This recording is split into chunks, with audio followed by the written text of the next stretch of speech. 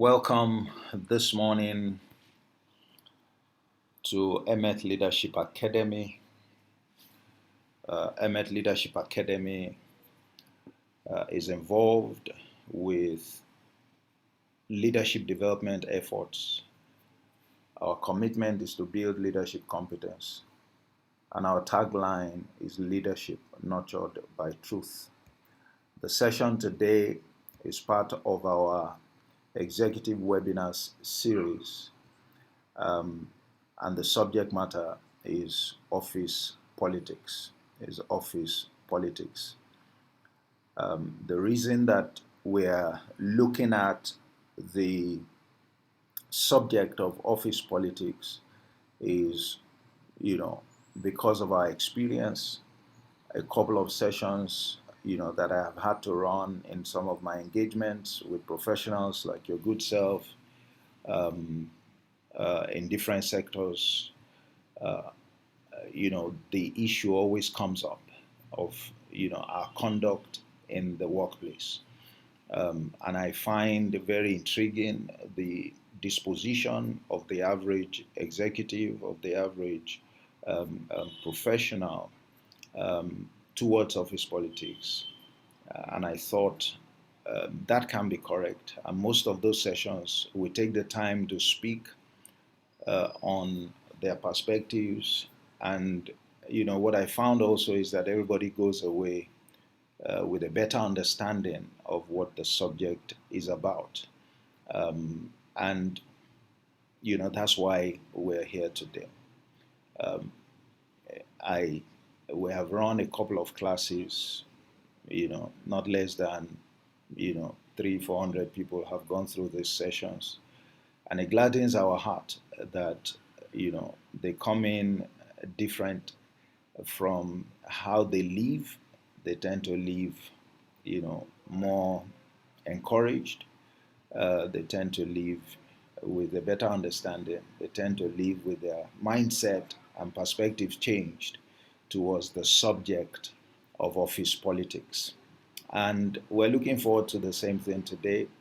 And I must say that we have had indeed, very rich classes in terms of diversity, in terms of representation, people coming from different companies, different organizations, public sector, the government.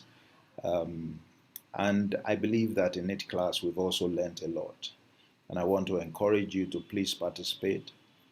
It's not one of the classes, even though I'll be speaking for the most part, it's not one of the classes where, you just listen to me alone, but, it's a class that we will benefit from being able to express ourselves, because that way you can hear not only what I have to say, you can also hear what your colleagues in the class are having to say, and all of us benefit when everybody contributes.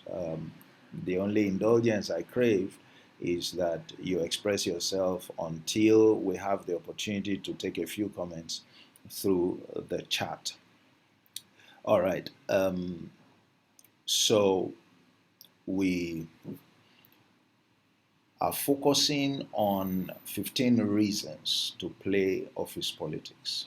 Or if you like, some of you would have seen 15 reasons to engage and win at office politics. Essentially, we're saying pretty much the same thing.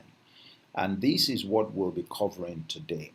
We'll be asking the question, why not play office politics? That addresses the issue that, I'm sure we would soon find out, even in this class, that many of us tend to run away from, office politics. Unconsciously, people acknowledge that there is office politics in the environment, but they also acknowledge that they choose not to be a part of it. And we will see the reason why they choose not to be a part of it very shortly. So we'll also look at, okay, so we have refused to play, what have we later discovered? What has been our experience? What has been our experience? and that we will discuss under what we later discover. Then we look at why not join the game. Why not join the game is where we discuss the 25 reasons, the 15 reasons, because there will be providing you the justification why you need to join the game. In addition, we'll provide you a couple more reasons that we regard as being core and strategic. Um, Perhaps even more strategic than the 15, and hopefully, that should knock, the peg into the hole for you, and get you to change your mindset. And then what are the next steps? The next steps will simply be talking about, the need for you now, having hopefully decided to play, having seen the reason to play, having, made a choice to take the responsibility to play. Um, then there's the need to learn how to play. Once you have justification about a game, justification is different from how the game is played. And you will agree with me that you need to learn how, in order for you to maximize your presence in the workplace. That's what we'll be talking about, under your next steps. All right, I am going to try and make this as fast as possible, but without, losing the substance of our discussion. Okay, so let's get going. I want to take a moment to try and address. I think some people still have a bit of a challenge hearing me. Okay, so please give me a minute. Maybe let me use my earpiece as well. If I use my earpiece, that may help us further to improve the uh, the volume and possibly the quality of the sound that you are hearing. So please give me a minute. Let me get a hold of my earpiece, and then the session will continue. Okay, I hope this helps with the volume. Uh, if this doesn't help, well, you may have to look for some other thing, to do. Okay, so let's get going. Why not play office politics? Why not play office politics? Permit me to assume that many of us do not engage consciously in office politics. And I say that not that you don't engage in it, because, in truth, whether you choose to play or you don't, you still remain a part of the game. And what happens is, in the end, what happens to you. Whether you choose to take your future in your hands, or you allow others to be the ones to determine your future. But for, at this point, let's say, okay, so you don't play. Why don't you play? This is the time to hit the chat and give us a sense of what your attitude is towards what you understand to be office politics. What's your attitude? So please express yourself in one word or two. Some may find it difficult to use one word or two. If you want to give a statement, please go ahead. Like I said, the chat is in front of me, so while I'm waiting for your comments, let me share with you what we have found. And this is what we have found in practice, as also we have found in theory. And to say that it's in theory means that this is not just applicable to Nigeria. This is applicable everywhere. Office politics is everywhere, everywhere, in every nation, in every organization.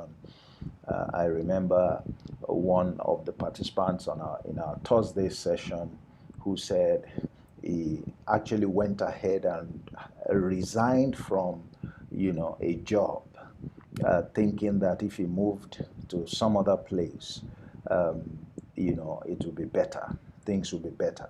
He left and he actually moved to a multinational. And he said in his words it was worse. It was worse. So office politics is everywhere. Office politics is everywhere.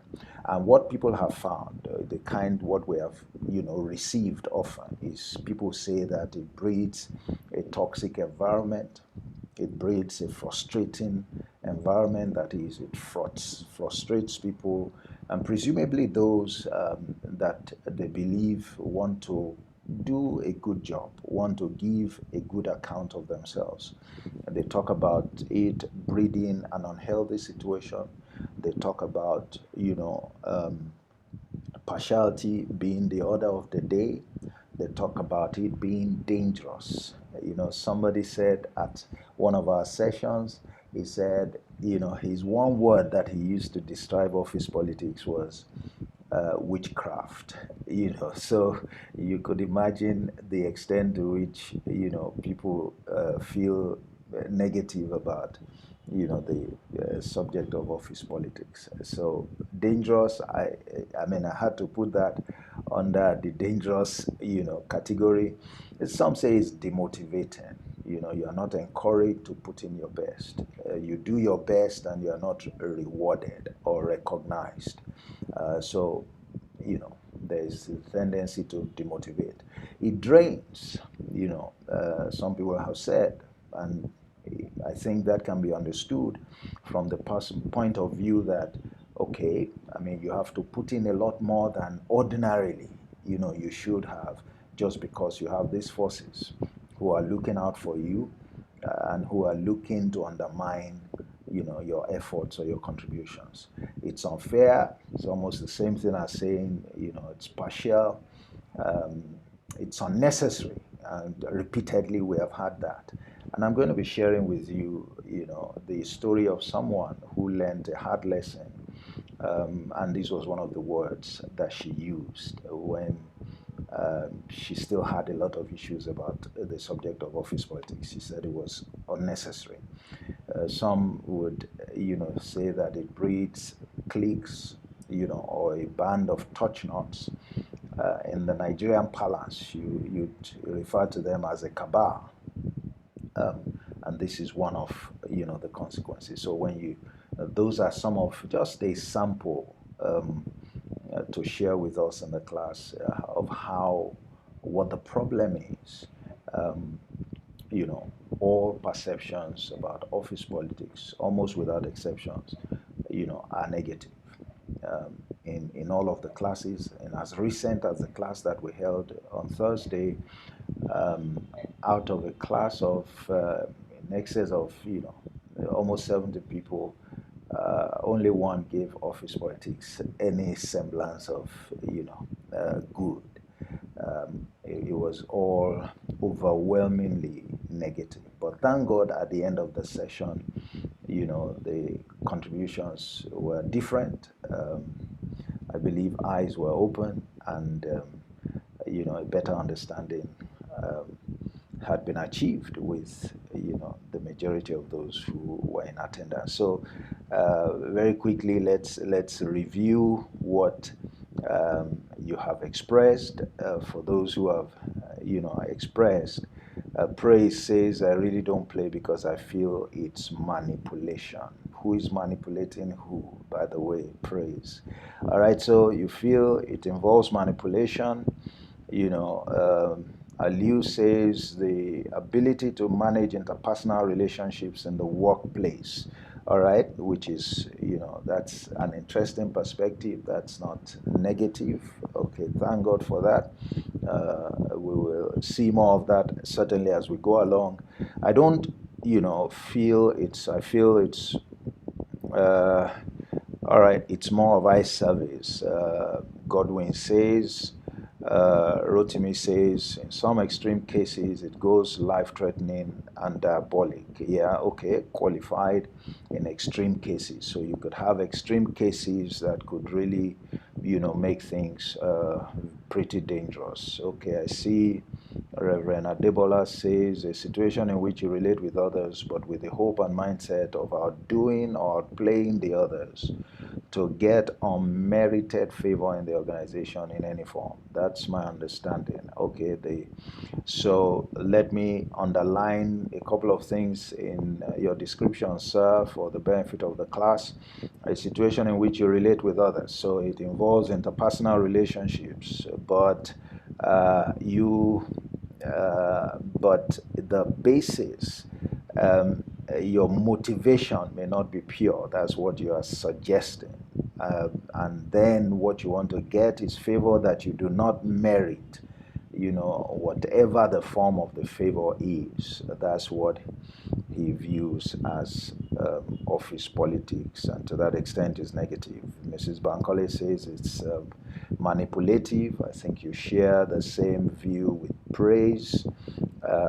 To be nice, like I said, to know what it means, to manipulate, who is manipulating who. Formulario says it could be life-threatening. You'd agree with Mr. Rotimi on that. Okay, so Karu says influence, low capacity, and pretense. Okay, a bit, it would be nice to, throw a bit more light on that. It's demoralizing for you, Olu. Why is it demoralizing? Can you share with us why it is demoralizing? Obviously, if office politics is demoralizing, it means, you don't like it, you don't approve of it, you don't see any good or any benefit in it. Okay, Aliu says it's more of human behavioral science. Paulino say some people use it to set other people up. And when they set you up, what do they set you up for? For good or for bad? Or what? Let's understand. I feel it's manipulating a boss or subordinates for personal favor. Okay, so we understand what you mean by manipulation.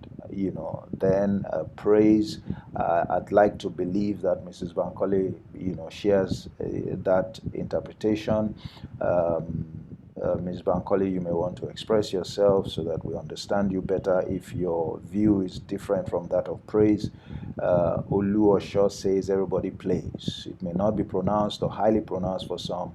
Nobody stays alone in the office. So what Olu is saying is that whether it's done consciously or unconsciously, everybody is in the game that is called office politics. If we look at, the predominance of negative perception, like we said, this is something that we find every time.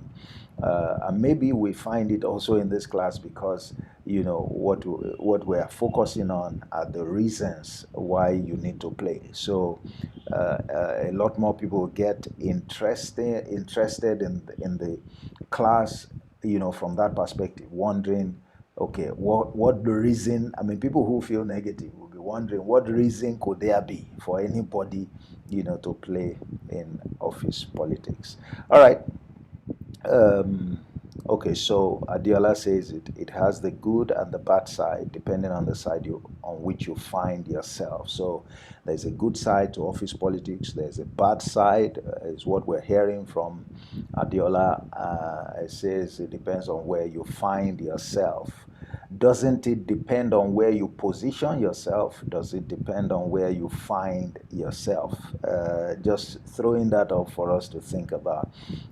Eche says scheming to attain due or undue advantage. Okay, so if you scheme to attain due advantage, would that be a nice thing to do? If you scheme to attain undue advantage, okay, maybe that may not be a nice thing to do.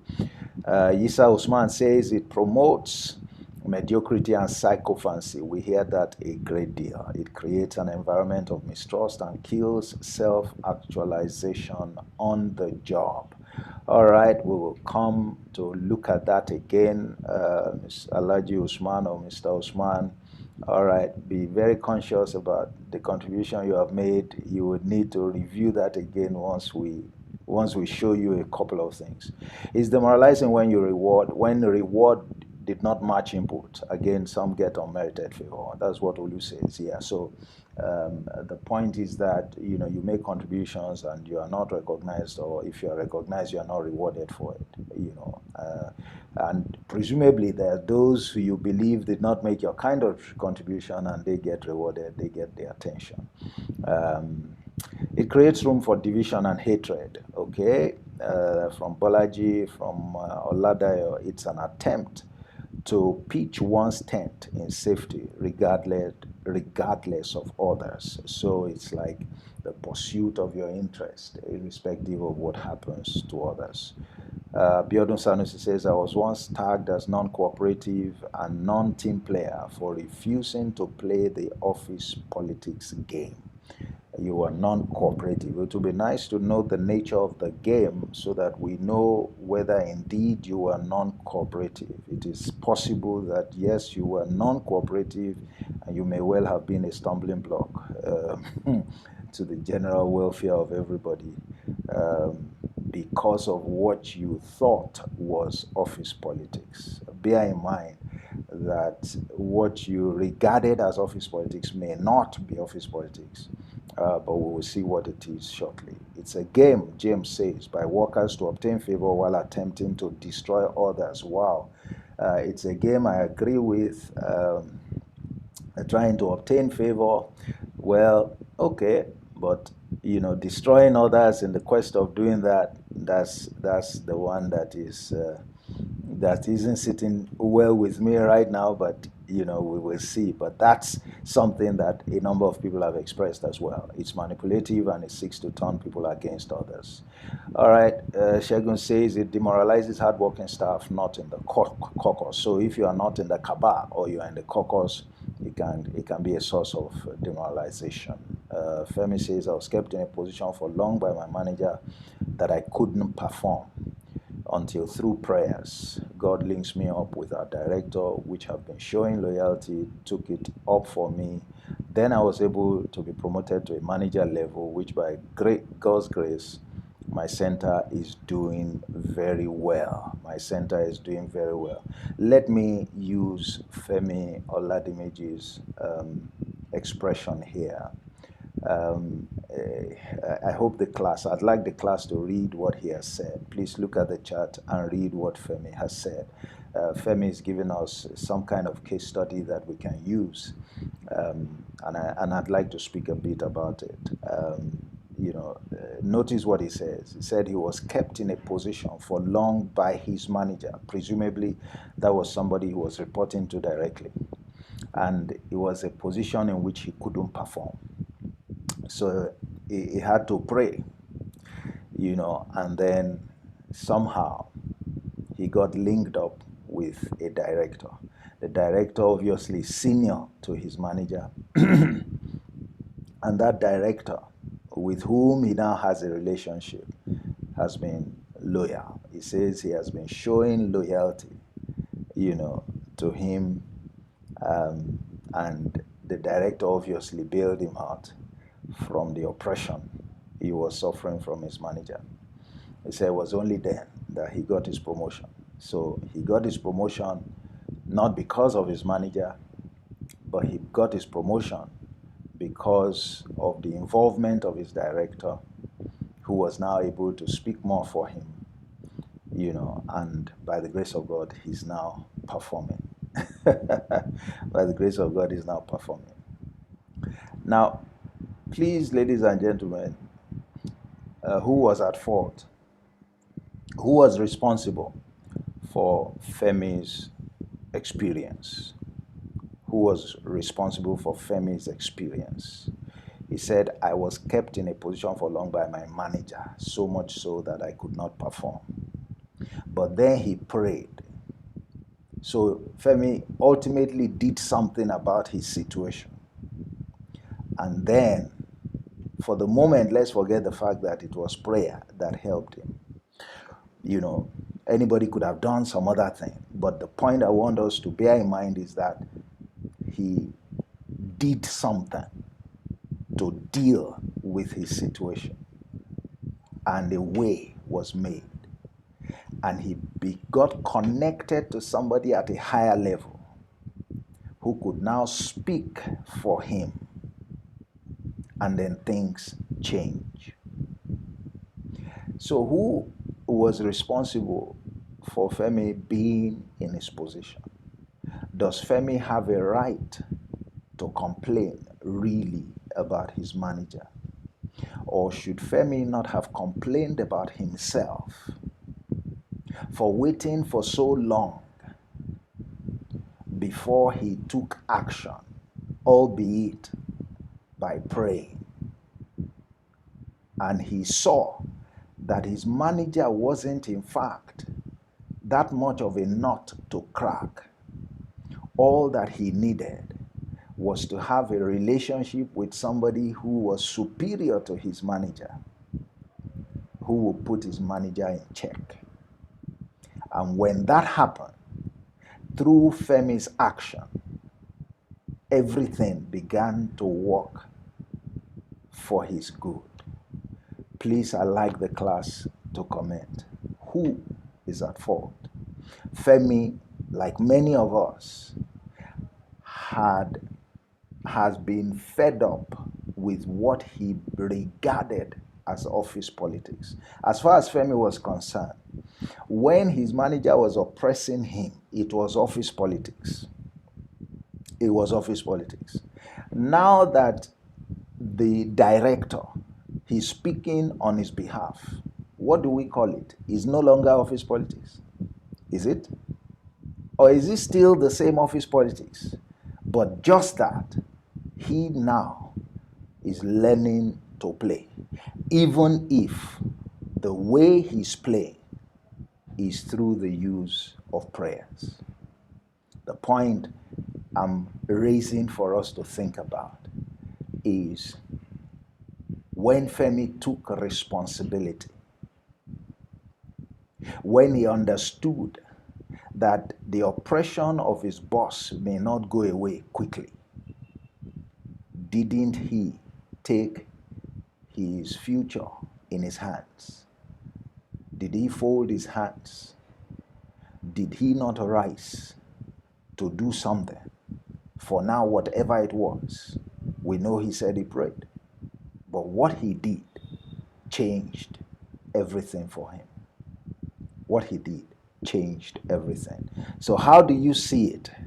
I'm going to come back to the point, to the comment that Mr. Yisa has made here, but I want us to use Femi's example as a leverage, because I find it very instructive, and I think that we need to learn a big lesson from it.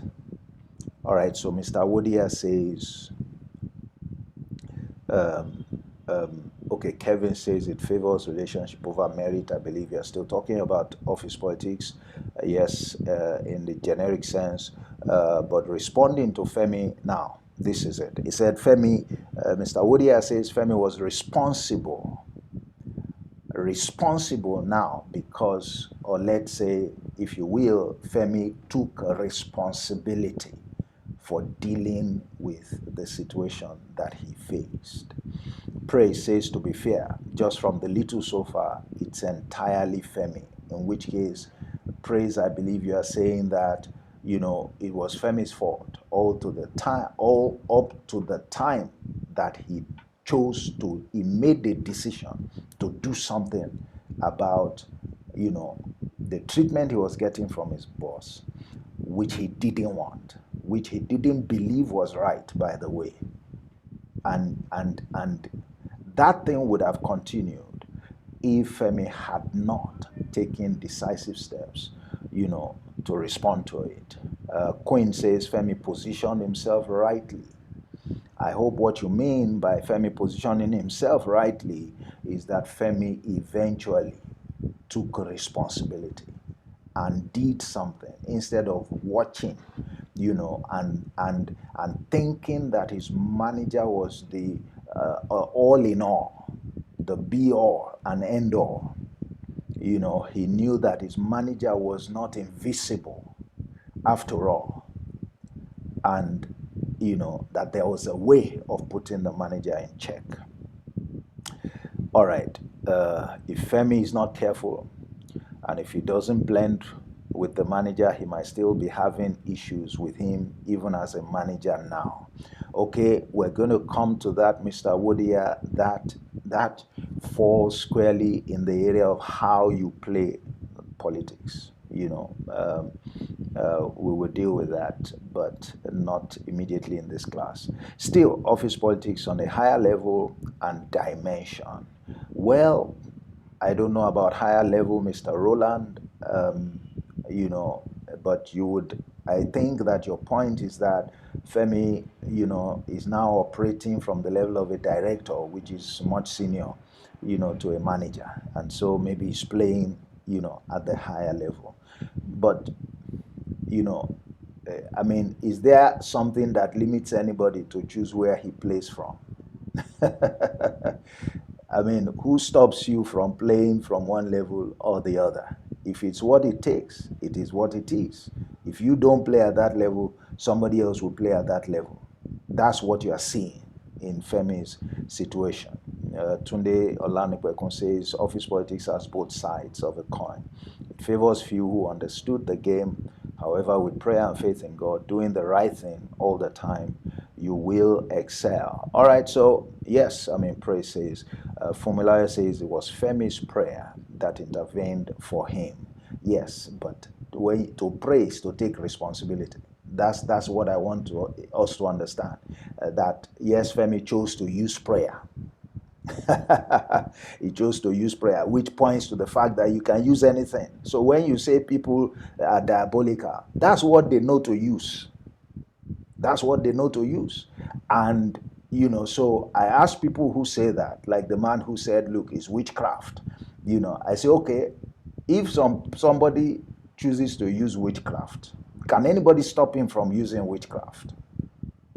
I say, what stops you from using prayers? What stops you from using God?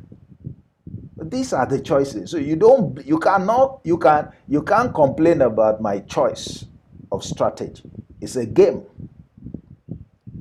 And my choice of strategy does not mean the game is bad. Before Femi decided to pray, when he didn't see a way out, if you ask him, he will say, this office politics thing is evil.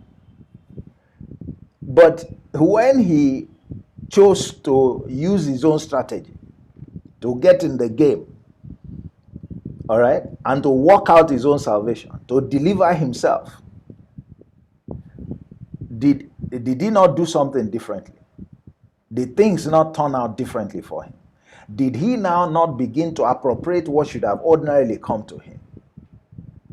So was Femi right, or would he have been right to blame his manager? You can't. Each one has a responsibility to work out his own salvation in the workplace. When you were being recruited into your place of work, did they have any discussion with anybody else? Did anybody make you any promises on behalf of all the people you will meet there? Isn't it that you have expectations that, the people will be reasonable and all of that? Don't we all have expectations when we relate with people? Are people always reasonable? And when they are not reasonable, what do? Don't we have choices? And when something is at stake for us, do we leave it up to them and then decide that there's nothing that we can do? Or do we take responsibility and look for advantages for ourselves? One, to protect ourselves. Two, to protect the benefits that should accrue to us. Three, to protect our performance so that nobody deprives us of what is due to us. Are these not legitimate concerns? Are these not things that you and I ought to work towards in any environment, albeit in the workplace environment? Why is it that we expect that everybody will behave in the workplace? Why? Aren't we being naive? Does it happen anywhere? It doesn't happen anywhere. And this is the reality of the workplace. And wherever you have people gathered, it is too much an assumption, please, for any of us to make that people will be reasonable. Think about it. Wherever you have people gathered, even in the church, it is too much an assumption to make that people will be reasonable. Too much an assumption. Too much an assumption. It's too much an assumption. That's where we undermine ourselves. We're expecting things that do not happen. We're expecting things to happen in the office that are not supported by any kind of theory or thinking. We're expecting things to happen because of our own assumptions, our naive assumptions. You think that even because you and I are friends, that there is never going to be a time that I may want something better than you want it. We need to wake up. And if we do, a lot more things will not come to us as a surprise. If we do, we would not write off a normal scenario as being negative just because of the choices of others. That's what the average person does as far as office politics is concerned. Office politics by itself is not a problem. Office politics is not a problem. The problem all of the time is the choice that some people make about how they play it. Look at any game. Can you determine, is a game bad because the person that you are playing with chooses to adopt, a negative strategy? Is a game bad because the person you are playing with is looking for opportunities to cheat? Does it make the game bad? No, it does not. But guess what? Each one in a game, what are you looking forward to? You are looking forward to achieving your interest. You are looking forward, to winning. You are in the game for a purpose. You can choose that you won't cheat. But one thing that you'll be expected to do if you must win is that you must be strategic. And if you must be strategic, it means you must take the behavior, the strategy of your opponent into consideration, along with the rules of the game. If a man is striving to be a master, the Bible tells me that he needs to strive according to the rules, lawfully. You don't play a game being deliberately oblivious of how your competitors are playing, of how your, in quotes, opponents are playing, and you want to win. No, you must factor, whether your opponent is using a good strategy or a bad strategy, you must take note of what they are doing. You must incorporate it in deciding what you do in order for your interest to be served. And your part of your interest being served is to checkmate the adverse effect that what they are doing can have on you, true or false. I hope I am speaking to somebody. So you see that nobody is to blame. Let's be fair. Nobody is to blame for Femi's oppressive state by the manager. Yes, you expect your manager to be reasonable, but in Femi's case, the manager was not reasonable. So what? Does that mean that office politics is bad? Don't we meet unreasonable managers every day? Are they going to stop? No, they won't stop. Some people will just be threatened by the fact that you work for them. There is nothing you can do about it. It's natural. If you are also not careful, some people, you will consider them to be a threat. Let's face the reality. You may not act it out, or your reaction may be subtle, but it's normal. It's normal. Now, when you consider others as a threat, it can make you do a couple of things. One, it doesn't always make you do negative things. It can challenge you to ensure that you improve yourself, that you seek ways of differentiating yourself so that, they don't overshine you, if there's any word like that. They don't, dwarf you. And that's okay. Some other people may not be that matured. They may resort to other ways. They could lie against you. They could say things that are not true. They could set you up. Why? Because they consider you to be a threat. It's normal in the work environment, please. That's office politics. That's how they know to play the game. They don't want you to get ahead of them. They are threatened because of who you are. And some of us don't understand that when we face these kinds of reactions, it is pointing to the fact that we are a threat, and justifiably so. And don't be surprised that your boss considers you to be a threat. You can be better than him. You can be so good. He doesn't know how to handle it. So he's trying to create a problem for you so that you don't remove him from his seat. I am not endorsing that.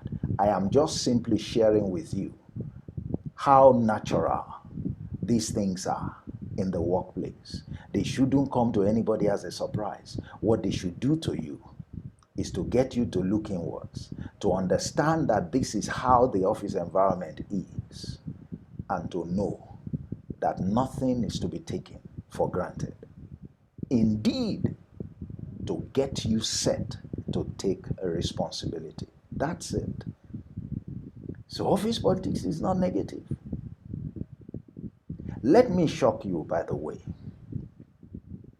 Who allowed, you see, if Femi didn't do anything, if he didn't do what he did, and he was able to solve his problem.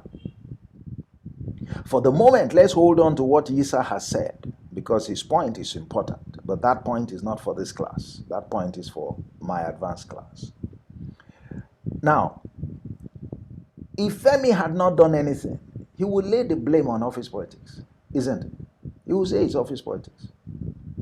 He say he had a boss, the boss wouldn't allow him to progress, blah, blah, blah, blah, blah, blah. It would make it look as if there was nothing he could have done. Yet, now we see that there is something he could have done.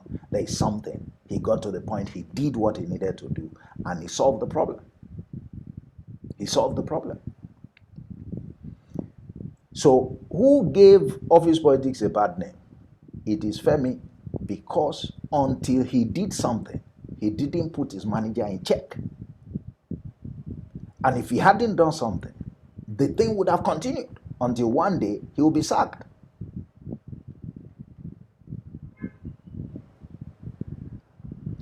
So it wasn't office politics that is the problem. His manager's reaction is normal. You will find it in many places. But it was him who, for all that while, he chose not to do anything. And the day he decided to get in the game and use what he had legally, legitimately, everything began to work in his favor. Everything began to work in his favor. The things he was denied of, they began to stream towards him. They began to stream towards him. So you see what the issue is, ladies and gentlemen. You see what the issue is? It's a fantastic case study. And please, can you hazard a guess?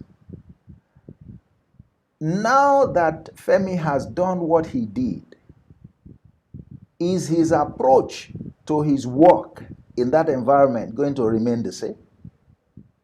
Is it going to remain the same? Is he going to watch somebody toy with his career anymore? Won't he now be on his toes? Will he wait, for example, before things happen, before he prays?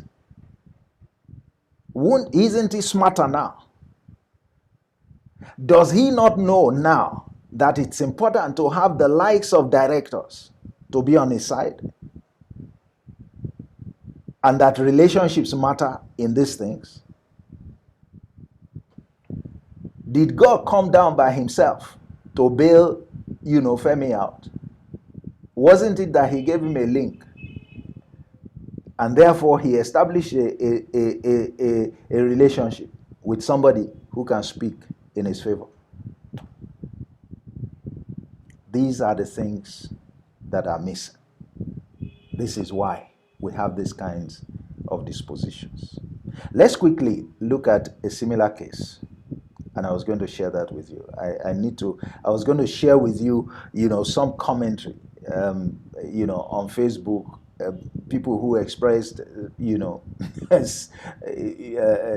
views like yourself, and carried themselves, as though they were authorities in the area of office politics and just run down things.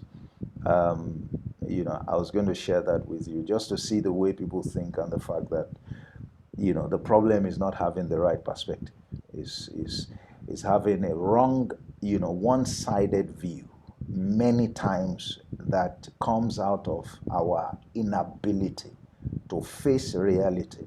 And facing reality is taking responsibility. We don't want to take responsibility. We want the organization to sort things out for yourself. We want the organization to address issues that are normal with people. We want the organization to deal with human relation issues when human relation issues are confronting every organization, poses a challenge, and the responsibility for each one is to survive and thrive in the environment in which you find yourself. And no company promises you that there won't be challenges. There is no company you join where they will promise you that your manager will never be like Femi's manager. You won't find that anywhere. You won't find, no matter how good the company is, they can't make that promise. They may not encourage it, but they would hope also that the system will deal with it. And part of how the system deals with it is for the likes of Femi to arise and take responsibility and put their managers in check, because those behaviors are unacceptable. And they are not things you can't do anything about. They are things you can do something deliberately about. And we have seen what Femi chose to do. Some others would have done different things. They may not have prayed, but they may also have been strategic in their approach. But what is clear is that nobody should fold his arms expecting that things will just fall into place just because you are in a multinational or you are in a company and you expect everybody to behave. People just don't behave as you want to. You and I ought to have learned that lesson long before now. And if we haven't, I hope we will learn it now. So the problem is that we have an incomplete and one-sided view of office politics. And I hope that a lot of that, Femi's position has addressed. Let me quickly go on. I think we've spent quite a bit of time, using his example. It's helped us, by the way, to cover, a lot of ground. And I hope, that you are getting something from, these discussions. Okay, so yes, I'm still going to come to you, sir, Mr. Osman. I haven't forgotten the comments that you have made. Allow me to share this example and then I'll come back to you. Again, Femi's position has helped us a great deal. I want to share with you, the story of this woman. The story of this woman is this. Her name is Nevan Posma. See what she had to say. Okay, I'm showing you, what she said about her experience with office politics. Let's quickly go through, a few of our quotes together. And she said, this is what she said: I really don't have the stomach for all of that stuff. Please take note of the use of language. Politics are dreadful, dangerous, and unnecessary. And I'm simply too straightforward for all of the subterfuge they require. Said, I don't come to work to play games. I come to work to get things done. If you are like this woman, indicate in the chat if you've ever taken a position like this, or in case this remains your position. Let's know in the chat. We have seen a lot of people who are like her. Notice what she says. I don't have the stomach for all this. I'm not cut out for all this. I don't, this office politics thing, count me out of it. It's dreadful, it's dangerous. Like I said before, she uses the word "is unnecessary." See, and I'm simply too straightforward, for all the subterfuge that they require. Meaning that all the people who play politics, they don't, they are not straightforward. Abi? That's what she's saying. She's implying, that it's a lot of subterfuge. This was how she felt, by the way, at the beginning. She says, I don't come to work to play games. She's so serious that she comes to work just to get things done, She comes to work to get things done. She doesn't want to be involved in office politics. It's dangerous, it's unnecessary. She doesn't have the stomach for it. She's too straightforward for it. As I believe that many of you, share her sentiment, and I can see that from what you have expressed. This is my position. All right, I have read it again. Praise. I hope you heard when I read it again. Partially, yes, I really share her sentiment. I don't agree with her. Tochukwu says she doesn't agree. Okay, so you are not one of those who is in her position. She spoke my mind. James says, getting work done is excellent, but not sufficient to keep anyone in the organization. Tochukwu apparently has learned that. Good. This is the mindset of millions of employees, but moving to the top ladder, you must play the game with cabals unless you fizzle out. Okay. FLP Asaba. I don't know which is the name now, but pardon me. All right. Odunto says, I represent what she says, but I realize it doesn't work most of the times without being political. Okay, so this was her position. Let's see what happened to her. What happened to her. Somebody, that position is summarized by this. I don't do politics. My work should speak for itself. Many of you, if that's your position, let us know in the chat. You don't do politics. You just want your work to speak for you. And your work should be able to give you everything that is due to you. That's how some of us have approached, our work and our career. All right, this was what she had to say. She said, given my approach, it's unsurprising that I was entirely unprepared and out of my depth when, several years into my career, I was laid off. So underline that. See, I was laid off. She was laid off after several years of holding on to that view that we read earlier on. After several years of being the only straightforward person in the office. After several years of, thinking that politics is dreadful, is dangerous, is unnecessary. After several years, of coming to the work, not playing games and doing her job, she was what? Laid off. She shares with us, and thankfully so, why she was laid off. He said it wasn't because I was performing poorly or failing to make my goals. So she was doing well. There was no reason to lay her off. Her performance was great. She was getting her job done. That same job that she says she comes to work to get done. She was getting it done. Okay? He said it was because I had neglected to form relationships with people who had the power to advocate for my job. That was her problem. That was something she discovered by herself. She said, I neglected or omitted. Actually, it's not neglect. It's not omission. It's a choice that she made.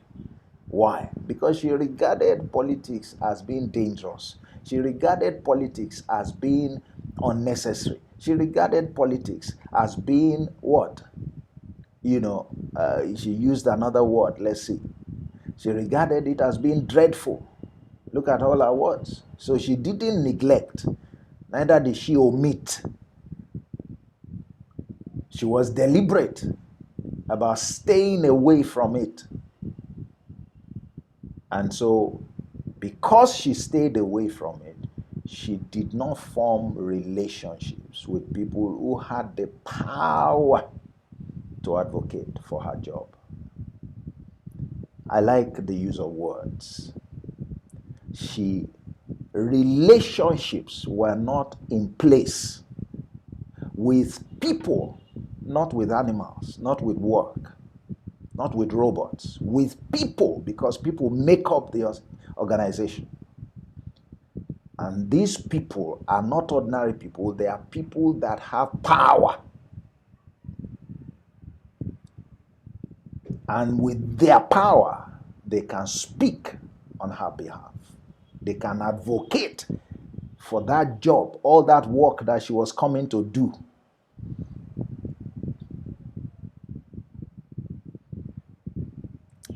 All right?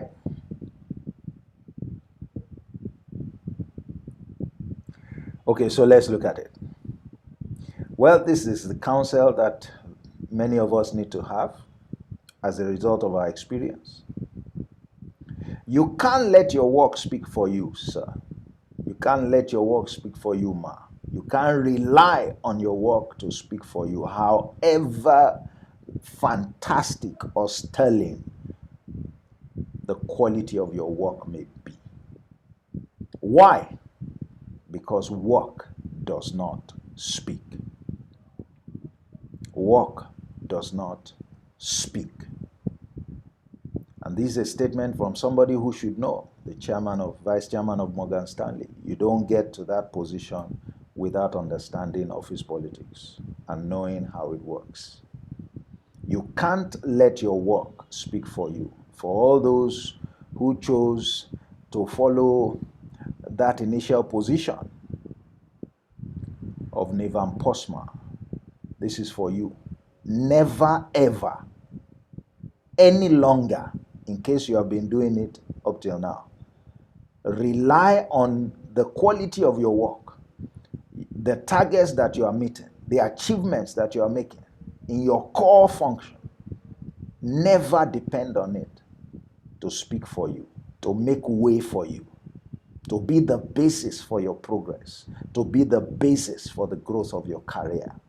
Why? It is never enough to sustain career growth. Never. Never. Never. It's great, it's important, it's just not sufficient. That means you need to be deliberate about going beyond your work to make yourself relevant in the scheme of things. That's what politics is about. It's not making a nuisance of yourself. It's not even eye service. It's not psychophancy. All of that are strategies that people use. That's not office politics. It's a strategy that people use. I choose to do yes sir, yes sir. That's what I have chosen to do. That's how I think that I can get on or my objectives can be achieved. I don't have to follow that strategy as another employee. I don't, especially if I'm smart. I need to understand that there are other ways of projecting myself with dignity such that those who make decisions will see in me value beyond just the fact that I get my job done. That's what office politics is about, ladies and gentlemen. That's what it's about. Now, so you see, for example, now put this, what we have had, compare it with Femi's case. Compare it with Femi's case. All right? Can I draw attention to what happened to Femi, especially? You know, a director came in the game, albeit through prayers.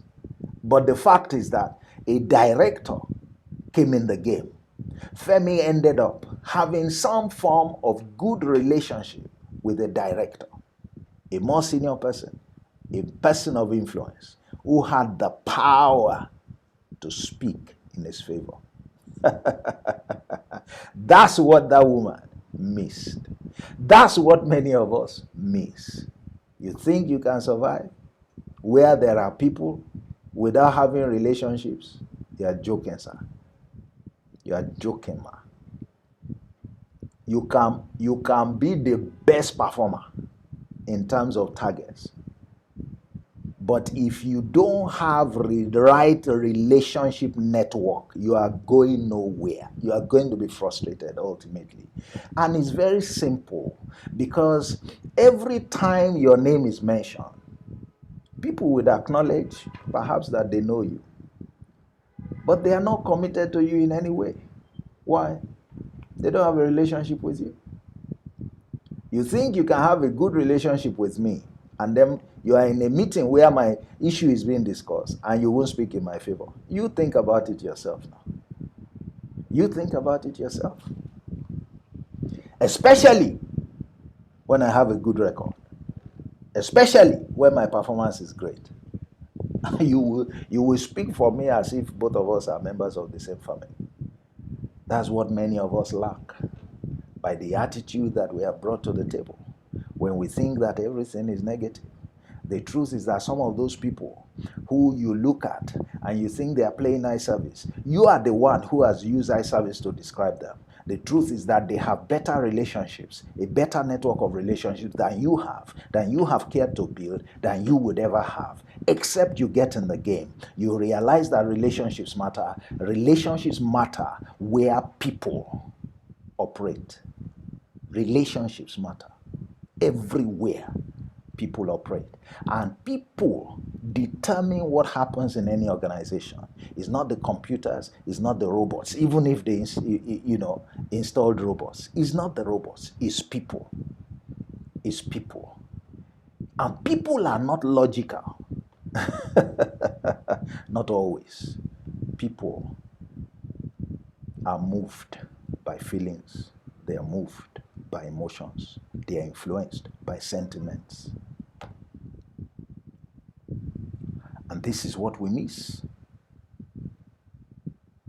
The prayers of Femi brought him into a vital relationship that began to ensure that what was due to him was given to him, that saved him from the antics of people like his boss. Relationship delivered him. Relationship that is secured through prayers. Somebody else could have secured it through other means. If Femi understood the import of what happened, he would not wait only on that director. He would know, he ought to know, I hope Femi, and you are listening, you ought to know by now that your problem, what those prayers are pointing you to, is that you don't have the right network of relationships in the place of work. Every one of us needs them. It's not something you do because you want to get promoted. It is something you do because they make the environment easier for you to operate in. They make the environment easier for you to obtain your interest in. Sir and ma, you don't, through relationships, have to get into anything funny. When you have relationships, you are not preventing somebody else from rising. No.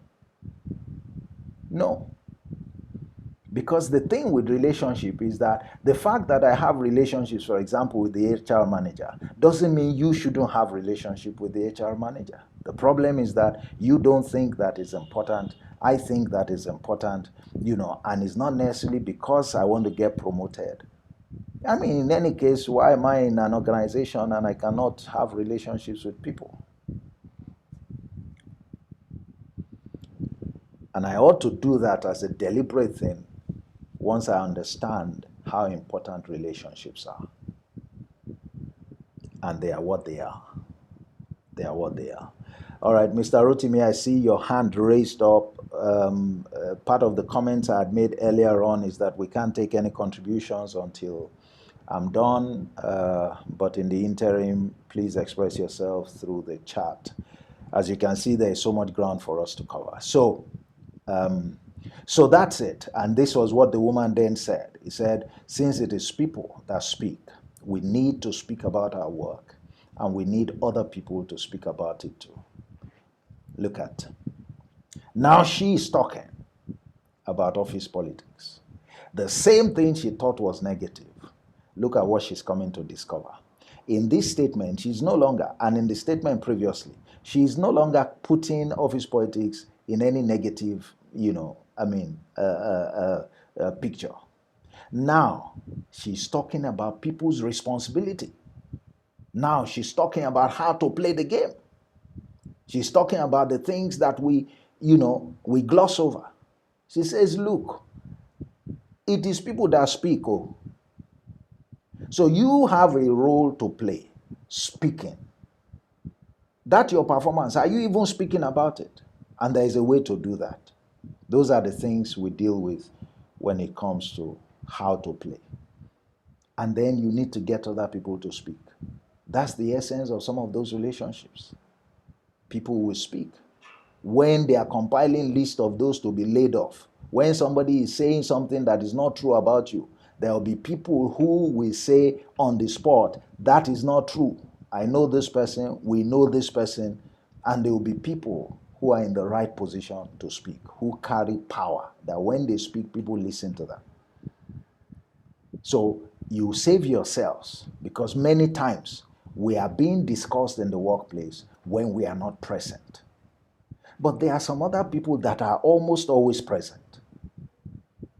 And yet you think that it's not wise to have a good network of relationships. Strategic, because you can't have relationships with everybody in the workplace. And that's not what they're saying. By the way, that's not what they're saying. All right. Let's look at the 15 reasons. Let's look at the 15 reasons.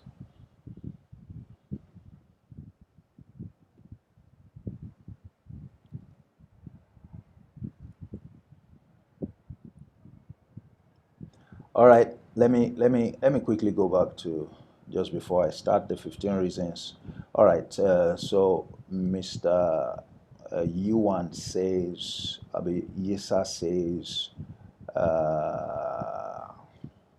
coming, let me see. Okay, I'm presently a victim with serious medical, psychological, and emotional complications. Standing for truth and aligning with integrity is indeed high risk at the workplace. Okay, that's the first thing that you said. And then you follow that up by saying that I headed a state office until May this year. In the process of effecting a turnaround, few staff that felt uncomfortable took advantage of their closeness to the director HR to frame up some lies against me, which resulted in my removal. This affected me psychologically, but I took it up with the management. The matter is now being resolved amicably as the truth came out finally and my innocence determined. Great. So you see part of what I have said, that, things are being said about you where you may not be present. And unfortunately, you don't have people who can speak for you. And when you don't have, perception is taken as reality, and we suffer the consequences. So thank God that your issues are now being looked at. But I hope, sir, as well, that you have learned a lesson in relationship building. The people use their closeness with the HR director. And then I would ask you, who are you close to? Especially since you are doing a job, you can't do a turnaround job, sir, if you understand what it entails. And people who have been beneficiaries will not kick against it. These are basic principles in change management. No matter how good your justification for change is, people don't look at it on the basis of the strength of the argument. They first of all look at it from the point of how is it going to affect me? And people who have enjoyed the system from the status quo, they will fight it. So not to be mindful of that and not to plan how to deal with that, you would encounter the kinds of challenges you have talked about. You have to plan towards it. If you want to succeed, there are some functions, there are some responsibilities that are given to you. Your best efforts, you need to play some politics in order to give those things the opportunity to even succeed. Why? Because there are people who will be against it, not because it's not good, not because they can't even see the value, but because it's going to upset the balance of power and influence. And it's going to tamper with benefits. And in some cases, it's going to reveal fraud. And you know that people, you'll be naive to think people will take that lightly. But you can deal with them. If you are conscious of them from the onset, if you factor that into your approach, you can deal with it. And that's how to conduct yourself. And when you incorporate all of that, you are playing politics, sir. You are playing politics because you are reflecting the peculiarities of the environment in doing your work. The failure to recognize it is why many fail, is why many fall on these sides. You could have lost that job and that will be all. And everything will return to normal. And those people who never wanted your efforts to see the light of day will continue because they would have served their own purpose. So going forward, this is how you need to address, our issues. I totally get the whole message on relationships, but what if in a system, the totality of games being played is completely unhealthy, e.g., sleeping with the boss to get promoted, doing things to please your superiors like cheating, changing figures, invoice padding? Well, again, that's what different people are doing. Does it, therefore, you have to appraise yourself. What are you doing? Are you just looking? You must have your own strategy too. Are you going to leave because of them? Yes, it can be part of your strategy to leave. Because guess what? There are some places you don't hang around when there is dominant, wrongdoing. To want to be that one single David, so to speak, may just not be visible. But you have to assess what is going on. What chances do you have? What difference can you make? But one thing you mustn't do is to fold your hands or fold your arms and just watch. Because if you watch, you will soon be a victim. Those who know, they know you are watching. They know you know what is going on. And they know you don't like it. You think they're going to leave you alone just because you are not involved.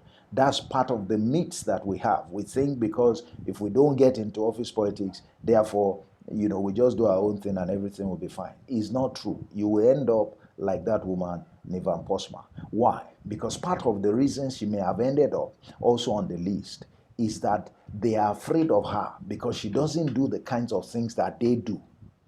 And one day will come that she may speak up, and she may blow their lead. And so nobody wants to leave that kind of person hanging around. They're going to try and make the place very uncomfortable for the person so that the person can leave. And they can have a field day. So you must think about these things. These are not things you close your eyes to. You may not have to leave. And at times you may have to leave. That may be your last card in the environment in order to preserve your own career. Make no mistake, your interest is important. Why did you join that place of work? Is it to collect a salary? Don't you have more concrete objectives? How are those objectives being pursued? You are leaving the pursuit of your objectives in the hands of people who don't care for you, or you are leaving it in the hands of the HR of the company that will tell you that they are doing career planning. Don't ever make that mistake. Each one has to take responsibility for their career because no company will take responsibility for your career. They can tell you so, but we have seen enough. I have seen enough of it in 30 years plus that, and you will see one of our reasons now why you need to take the bull by the horns. So why would someone say untrue things about you? I think you can answer that question, sir. Somebody has even answered, the question for you. Someone will say something untrue about you to get an advantage over you. That's it. That's politics, but a bad way to play it. And I like the fact that you use play it. It's not the politics that is bad, it's how people choose to play. And they do like that. Sir, if we get into the field of soccer and we are playing, can you determine how some people will tackle you, how the opponents will tackle you? And there are defenders that when they tackle you, their target is to get you out of the field. Don't we see it? Does that make the game bad? Does it not mean that if you are a good attacker, if you are wise, you will study how the people are playing and you will try and avoid that person that is going for somebody's leg in order to remove the person from the field? Or are you going to ask the coach to replace you because there is a player like that on the field and you don't want to break your leg? Think about it. This is what office politics is about. This is what office politics is about. It's a game. And people have a choice and a right, by the way, whether the right they have exercised is good or is bad. That's a judgment call. But irrespective of how they choose to play, the question is, how do you play? Not to play, there's no choice. Because if you don't play, you will still get hit. If you don't play, by the way, you are playing. It's just that you have become a passive player. So you don't influence what's going on. They are the ones that influence what's going on. That's why you and I leave ourselves to the charlatans, the eye service, the psychophants, to the diabolic people, so that they can call the shots in the workplace, because you and I have stayed away. We who would have shown how to play have stayed away, and we have left the field of play for the charlatans. And now here we are complaining. And that's what, by the way, many of us are doing, even with politics, national politics. Look at the problems we have. Is that how politics is played? Is what we see of leadership in Nigeria what it's meant to be? But isn't it because of what you and I have done or not done? So it's time to take responsibility. Very quickly, let's look at a couple of things. And I'd like to just go through the 15 reasons for you very quickly so that we can bring the session to a close. Now, and I want each of us to please, we need to go through an assignment now. I want you to try and place yourself, wherever you are today in terms of your readiness to get in the game. And I'm going to go through 15 reasons. And each of these reasons, I want you to score yourself and be sincere about it. You are doing it for your own benefit. You either score 0 or you score 1. And I'm going to explain what 0 is, what 1 is. There is nothing in between. There is no 0.2, 0.5, 0.7. It's either 0 or 1. And at the end of the day, you will see your state of readiness, to get in the game. You will see your state of readiness to get in the game. Not your ability to survive in the game, your state of readiness. So what are these reasons? The first reason is that performance is not enough. Performance is not enough. We have had enough about it. Performance is necessary, but it is not enough. Performance is necessary, but it is not enough. Don't let your work, don't rely on your work to speak for you. I always give a couple of reasons here. You see, if I use my example, look at the banking industry. If you are looking at the level of a supervisor and you take like a First Bank or take like a Zenith or all the banks are very big today. There are thousands of supervisors at the level of a supervisor, which is the kind of place you will get into if you are just joining. All right? There are thousands. So when they recruit, they can recruit them in their hundreds, in their thousands. Now, all of those guys who have come in as supervisors, they are looking forward to growing. All of us want to become managers someday. All of us want to become assistant general managers someday. We want to, be in positions of authority, isn't it? And that's fine. But at the level of a manager, how many seats are there? They're surely not thousands. The seats are greatly reduced. So what happens? Is it that there aren't enough of us who have performed well to grow over the years to sit on a manager's seat? That's certainly not true. The fact is that the reality in the workplace is that the higher you go, the smaller the vacancies become. Once there are more people than there are vacant seats to fill, what do you think will happen, sir, if you were a decision maker? Is it performance alone? Because you discover that for you, if you are going for a promotion to an assistant general manager or maybe to a senior manager, at that point, are we really going to be talking about performance? Shouldn't we take it for granted that you perform? Haven't we seen you enough over the years to perform? So there must be other things that we're going to use. Performance, yes, but there must be other things. Because we will find more people that qualify to sit on those seats on account of performance. But we don't have enough seats to accommodate them. And we are not going to create more seats because that's not how organizations run. So guess what will happen, sir? We're going to look for other things. I have sat at countless meetings like that. We will look for other things. We will look for other attributes. And when we begin to examine the people one by one of the things that will count is how many people speak when your name is mentioned. And you discover for many people on the table will be asking, who is he? Who is she? I've never had that name before.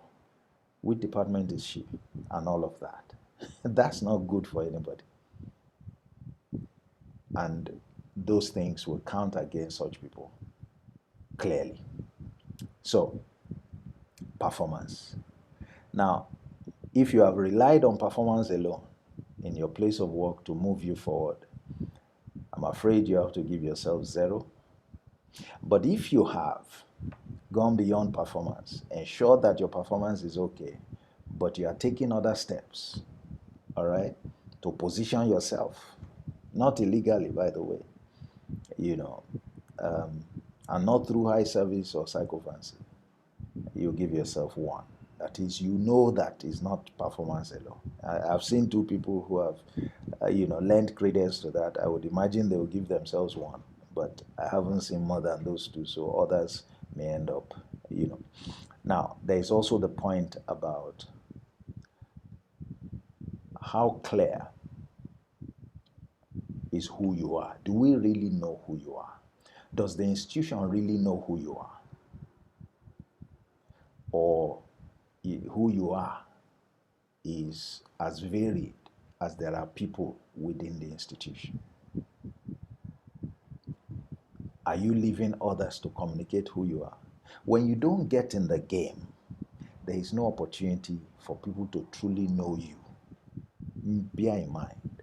Because getting in the game is interacting with more people, is being more deliberate. When you don't get in the game, people won't get to know the true you. When we don't know the true you, you will suffer for it. That's the truth. You will suffer for it. And even you may not be able to improve because you can see that, your identity is not very clear. And you need to ensure you have a clear identity. And you need to be able to shape it by yourself. So can you vouch that truly the organization knows you? Not you knowing yourself now. That the organization knows you for who you truly are. And that you haven't left the tough to characters to paint a different picture of who you are. If the organization truly knows you, you're sure you give yourself 1, if not 0. All right, number three. Some people have not played this game because they believe it's against their faith. And we have had it. Somebody said in one of the classes, he was brought up, within a particular Christian community. And I mean, the impression he got was that there are certain things you don't get involved in and all of that. So because of that, he doesn't get involved in office politics. Now, I'm of the Christian faith, and I can, show what I understand to be office politics play out among the disciples. There are 12 of them. One of them fell by the wayside, was tempted, played the game differently, and he suffered for it. But there were three others, Peter, James, and John, who were more strategically placed, who held, more significant positions with the master than the remaining 8, and certainly than the 9. And you would ask, how did that come about? Didn't the master say that he doesn't have regard for persons?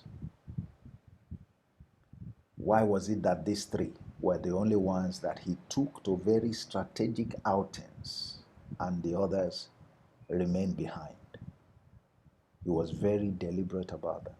That's because there was something different about each of these 3. One of them, John, in particular, was such that if every other person, if the others needed to ask for something in particular and they couldn't, they will ask John to ask on their behalf. And whenever John asks, he always gets a response. He was the only one who could rest on the breast of the master, on the chest of the master. You have to look at it that they brought specific things to the table. I wish I could speak on this for 2 hours. And you see, it wasn't because, there was anything programmed for them from the beginning. Everyone was chosen. All of them, for the most part, were fishermen. It wasn't on the basis of their, where they were coming from. It was on the basis of what they showed themselves, each of themselves, to be among the team in the pursuit of the master's objective, in working with the master. So, if it happens there, how can office politics, be against your faith? How can? How can? How can?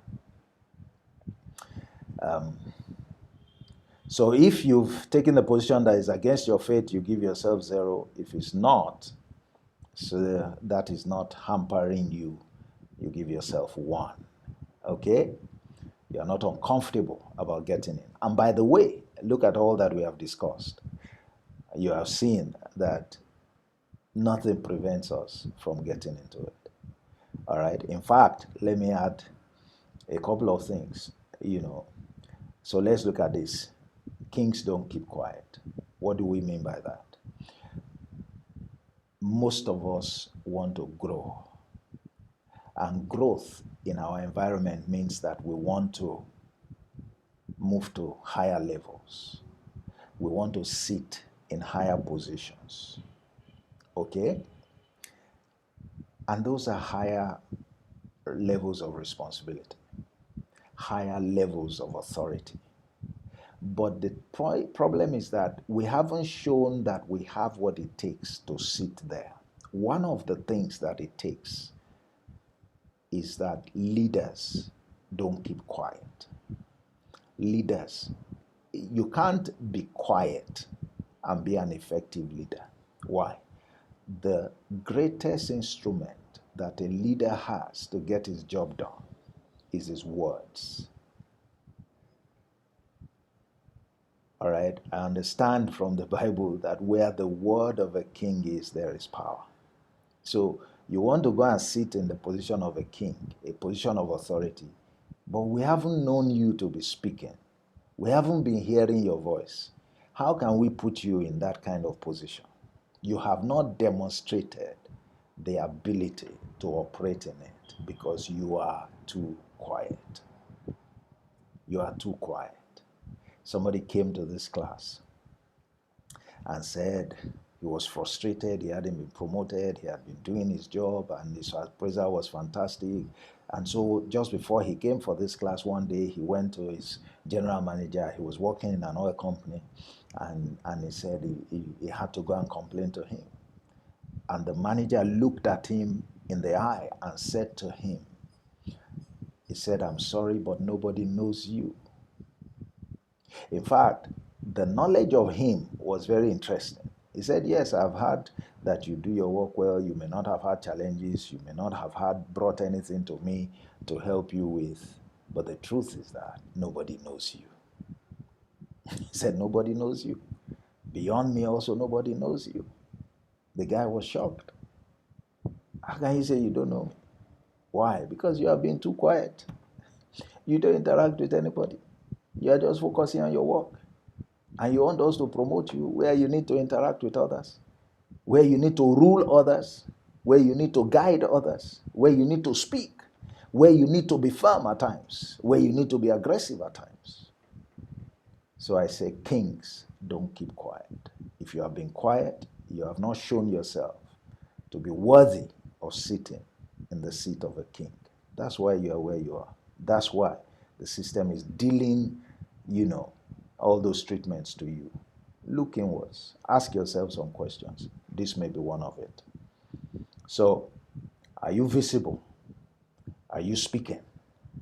Or you prefer to remain quiet and just get your work done? It's working against you. Your voice is not being heard. Your face is not known by those who should know.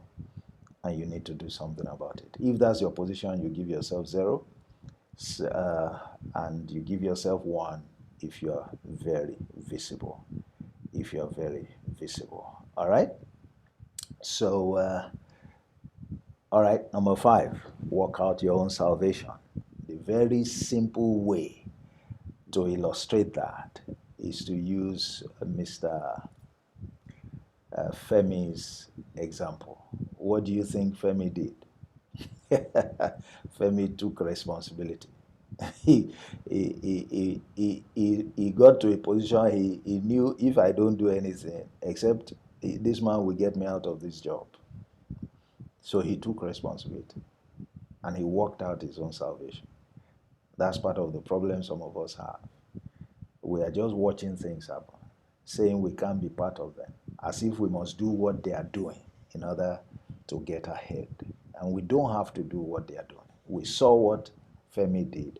He didn't have to play like his boss was playing. And I hope that now that he's also a manager, he won't do that to his subordinates. All right? Otherwise, somebody will take the necessary steps to put him in check as well. And indeed, he will suffer for it. Okay, so are you taking responsibility? Or you are folding your arms and you are expecting that the company will fight for you? It doesn't happen. You need to actively take responsibility. If you are taking responsibility, give yourself 1.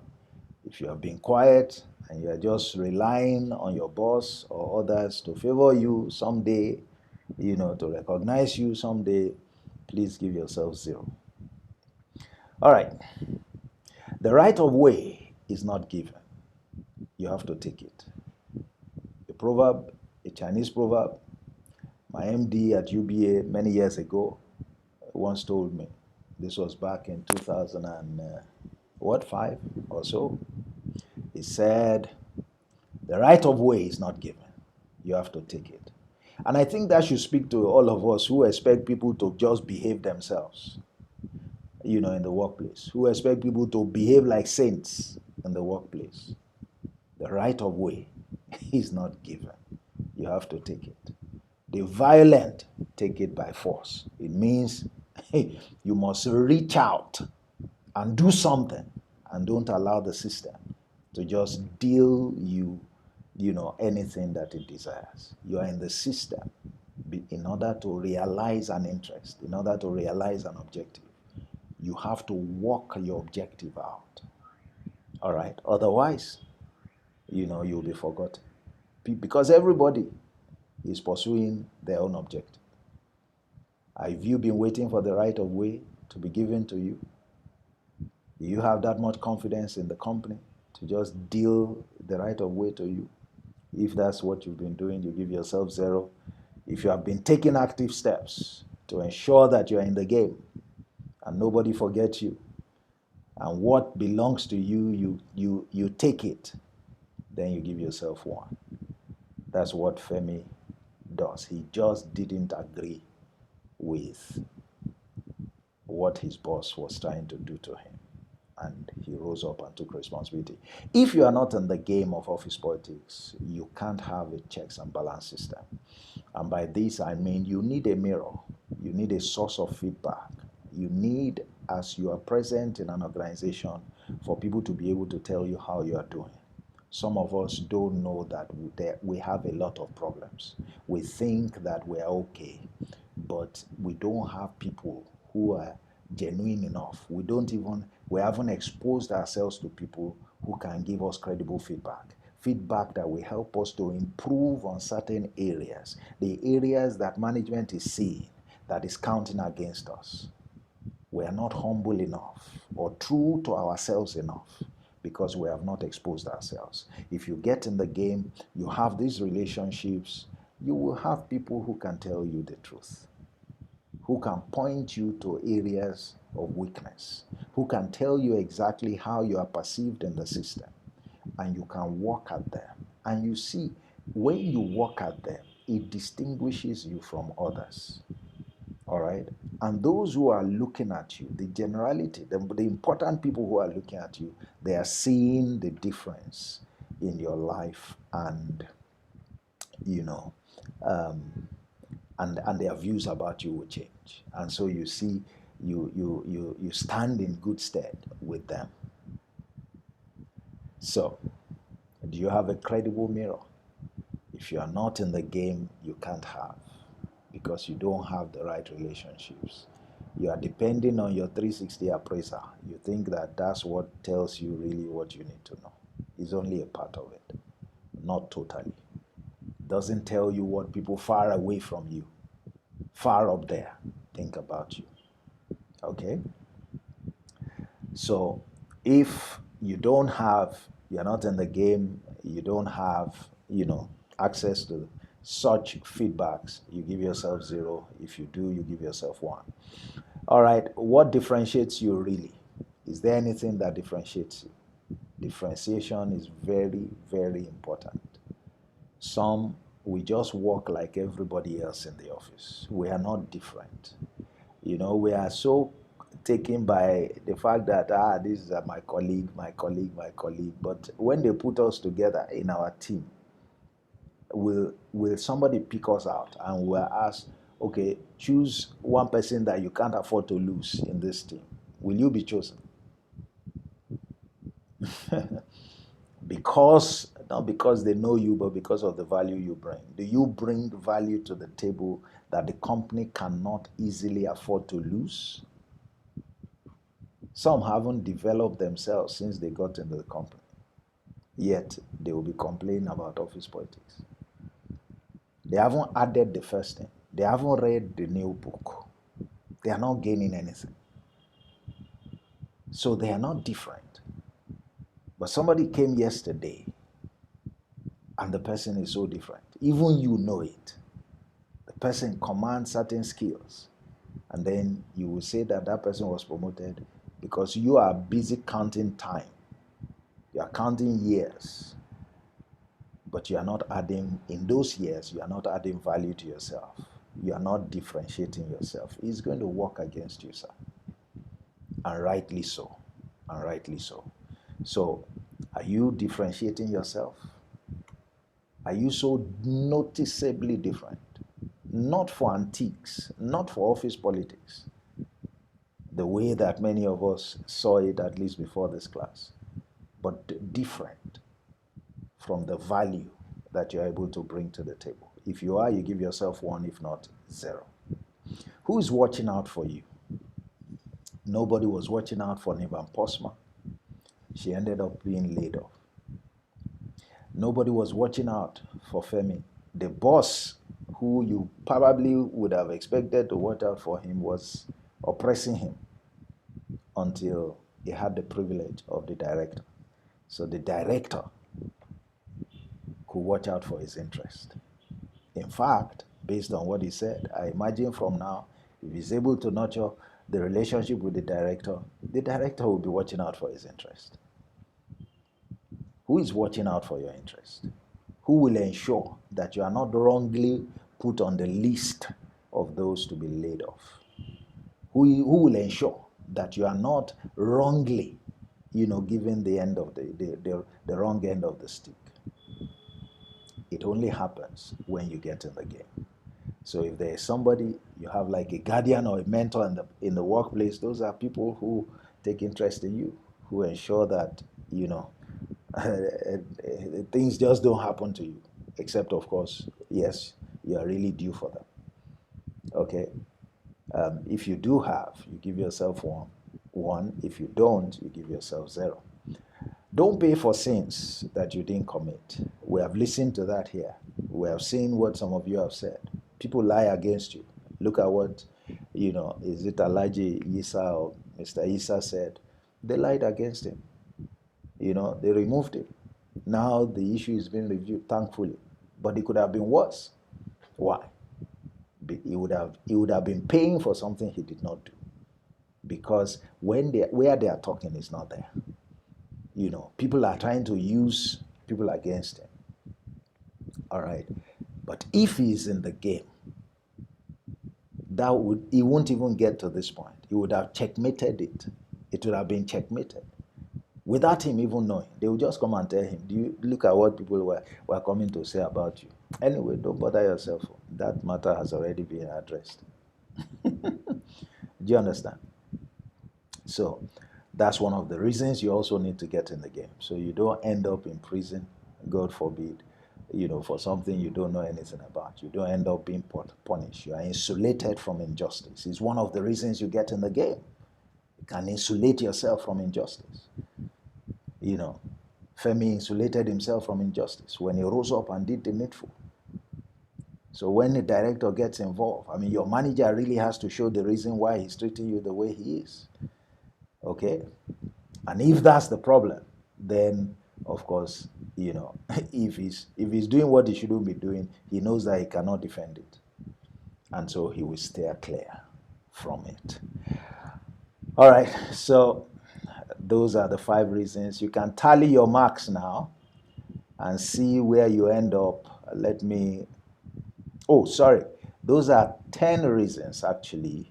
All right, let me just give you the complete concluding ones. Relationship is everything. I think we have had enough about relationships, the need for you to form a strong network of relationships. Relationships not just with anybody, but with people who have the power to speak on your behalf. If you have them, give yourself 1. If you don't, give yourself 0. Give yourself 0 if you don't. Tell your own story. You need to create opportunities where you can tell your story, where people can hear your voice, where people can hear you speak about your performance. Remember, we need to speak about our performance ourselves. Some of us run away when they are trying to give us additional responsibility. They nominate you for one committee here, they nominate you for one project there. You are trying to run away thinking that it is beyond what they are being asked to do. They are overburdening you and all of that. You don't know that those are opportunities for other people to get to know you, for other people to get to hear your voice, for you to shine, as it were, and for you to build relationships. So the opportunities where you can tell your story, you have thrown them away, and you continue to throw them away. All right, because you have little understanding. You need to get in. You need to take advantage of those. You'll be surprised the kind of opportunities they give you. You'll be surprised the kind of people they get you to meet. All right, and they can change what your experience is in the workplace. So Are you able to tell your own story? Or do you allow people to tell your story on your behalf? And for sure, if you leave people to tell your story, they will never tell the accurate story. Never. Except, of course, if you have a relationship with them. And that's why that happens when you have gotten in the game. So if you don't have, that network, they can't tell your story, you give yourself 0. If you do, you give yourself 1. You need an early warning system. You need an early warning system. Now, one of the things that happens is that, you see, Nivan suddenly ended up on the list. She said she was laid off. She didn't see it coming. She didn't see it coming. I mean, how is it that you don't see it coming, that you are going to be laid off?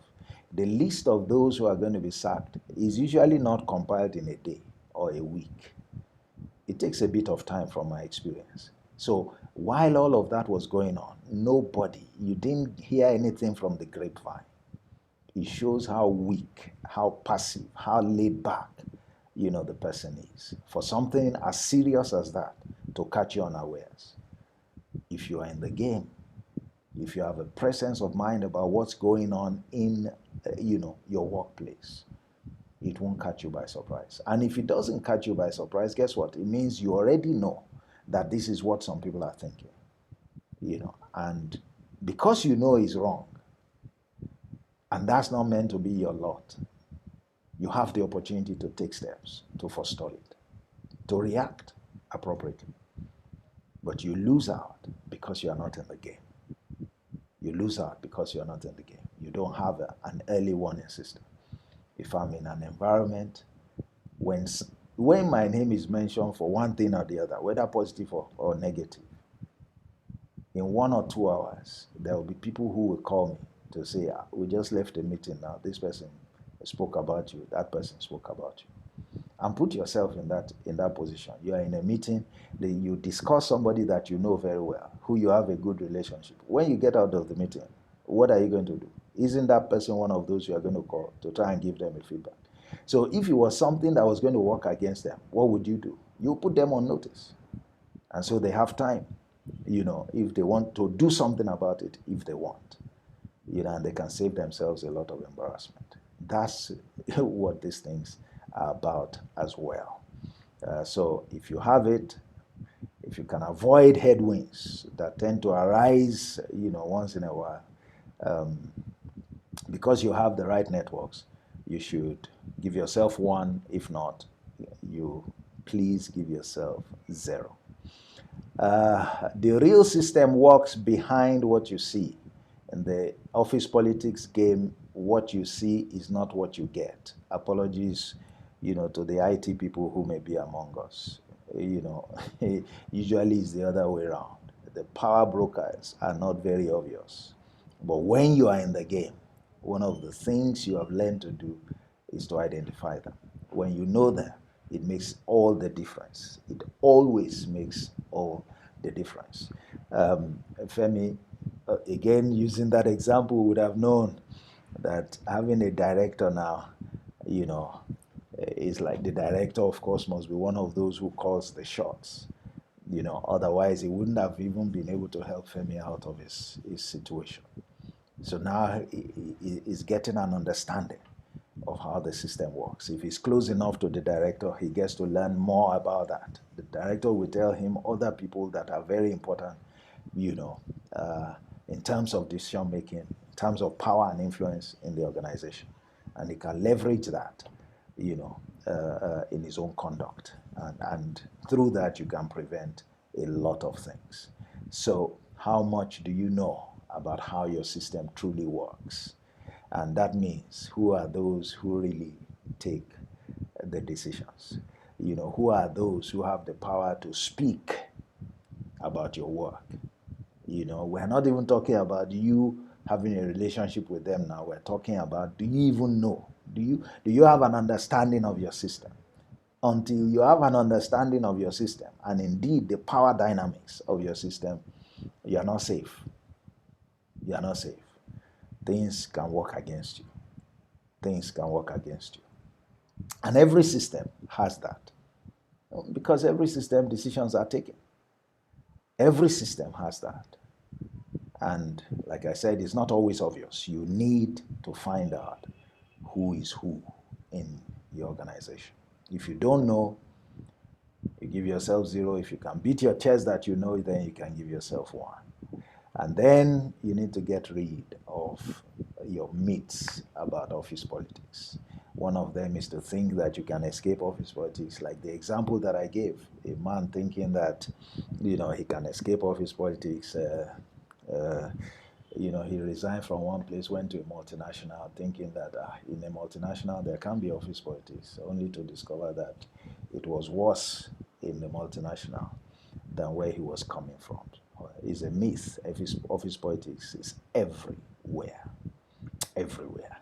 It's a myth as well to think that, if you don't get involved in the game, then that's the safest bet. Nothing will happen to you.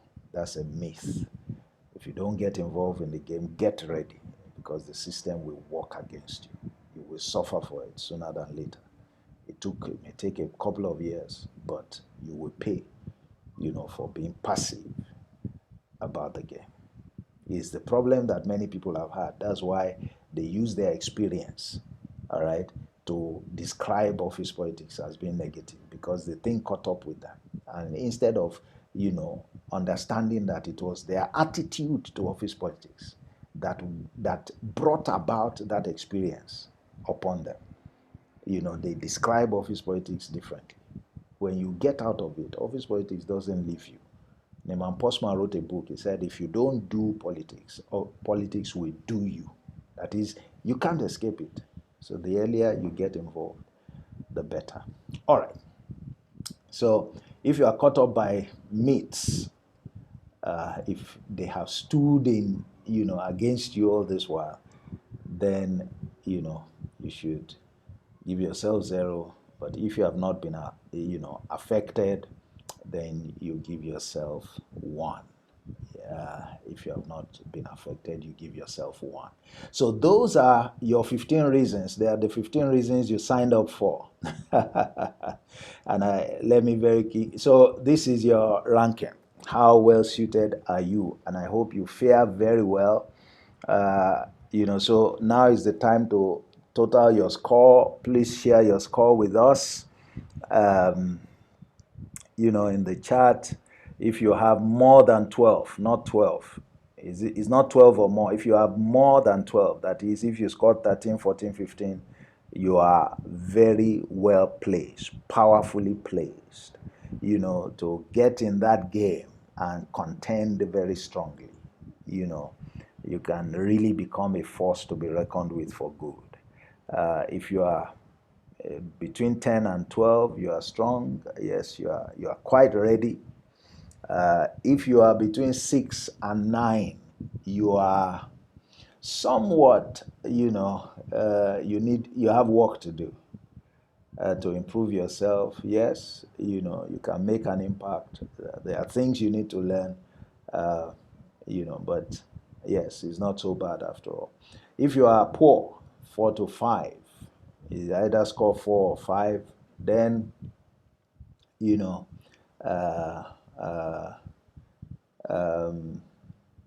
have a lot of work to do, a lot to learn, a lot to change, particularly with your mindset, And by the way, this tells you how far you have gone up till now, So it's not all over. Things can still change. And if your mark is between 0 and 3, you are in danger. If you are walking in any place, your mark is between 0 and 3, you are in danger. You are in danger. Anything can happen to you. You are very vulnerable. The missiles can hit you at any moment, and you won't be able to resist it.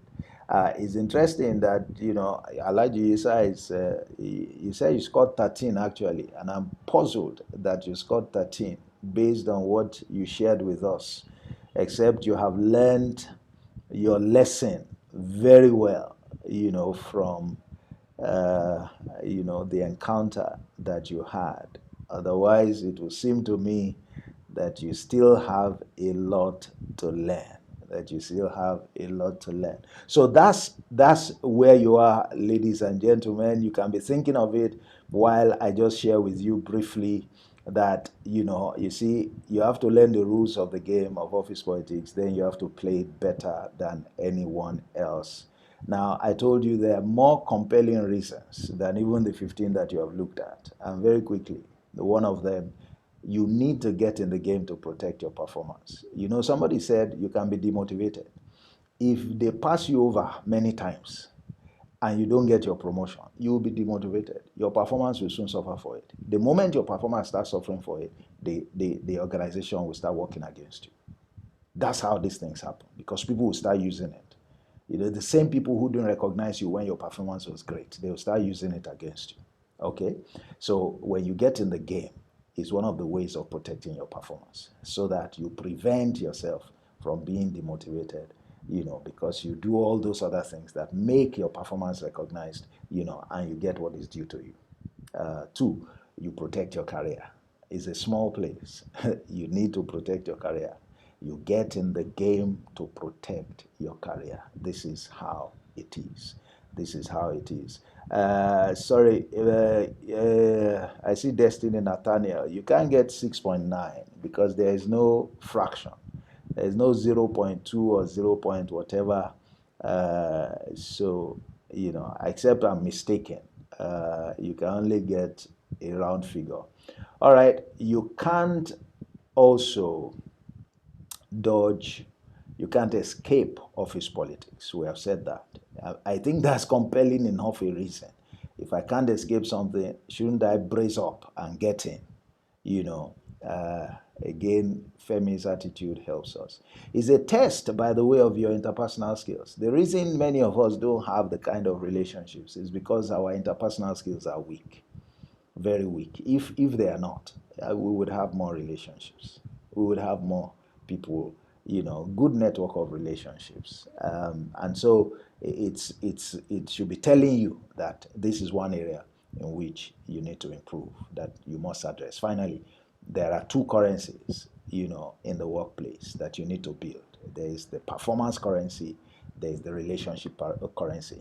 The performance currency is important. It needs, you build it by your performance.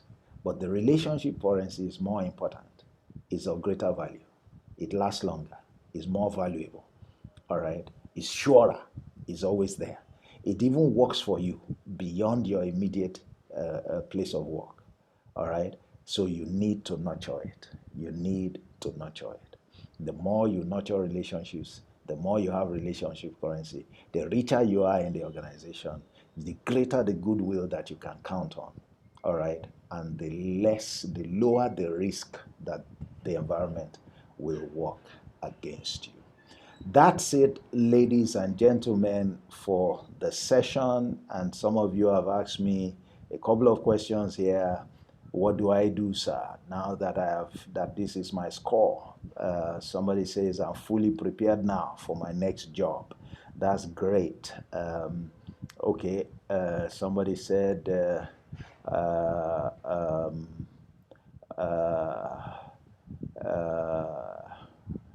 okay, so we see all of that. And I hear somebody say, okay, sign up for the master class. All right, so there is a class where, like I said today, we've only spoken about, all we have tried to do is to convince you to get in the game. That's all we have tried to do, to convince you to get in the game. We have not taught you how to play the game. And that's very important. It's one thing to be convinced, to play. That's the first thing for many people. It's another thing to know how to play. And it's just appropriate that once you are convinced, and I hope many of us are now, that we can now get ourselves in the game to play and win. So I want to invite you to the main session, where I would be focusing on how to play. That session holds, I hold that session on Saturdays. It's holding later this evening, 9th of October at 7 p.m. Winning at office politics. Winning at office politics. I want to encourage you, don't stay with just what you have heard, because we have just tried to address your perspective. We have not shown you how to play. With every game, there is how to play. And you know, every game requires a coach so that the players, can learn how to win in the game. And I think that's the position, that I want to take for that class as a coach, to show you how to play. I'm offering that session on a good day. Is the cost is 25,000, but just for today, I want to give you this opportunity to be a part of the session later this evening, for 10,000 only. There, we're going to, first of all, you'll be able to speak as we discuss. The approach is a bit different. It's a packed, program. It may spill over till tomorrow briefly, but because of how much we have to discuss, but we will get very practical. You will see things clearly, how to build your power base and influence, what to watch out for, and what you must never get involved in so that you can survive in this game. So you have two options: to pay 10,000 or to pay 15,000. If you pay 10,000, it's just for attendance to participate. If you pay 15,000, then you would get certificates for this session and also for the session in the evening. And you would get access to the video replays. You get access to my slides as well. And you would have access to me as well, to speak with me for 15 to 30 minutes about anything, along these lines that we have discussed. That's the difference between paying 10,000 and paying 15,000. And you can do that. You can please use the link. I've given a link. You can see the link hopefully on the screen. Paystack.com/pay/Wimpole60. That's 60 talks about the 60% discount. The Wimpole 50 talks about roughly a 50% discount. You can use those links and follow to make your payment and to receive the link to join the session later this evening. Or some people prefer just to pay directly into a bank account. So I've also put the bank account there: Emet Leadership Academy, Zenith Bank, 1214132093. So you can either use any of the links, and you can also pay directly into our bank. Now, let me indicate, as some have just asked me, I would put my email. I'm putting my email in the chat so that you can send me evidence either by my email or through my number. My number is a WhatsApp number. You can send the evidence to my WhatsApp number or my email. Just state your name and the evidence, and you can give me your email number if you are sending to the WhatsApp, and then I'll send you the link with which to attend the session in the evening. The session in the evening is going to be pretty detailed. The slide alone is close to 150 or thereabout. And we're going to be discussing very intense issues, very practical issues. And like I said, you'll be able to share with the class, you'll be able to speak, and I'll be responding, on the spot.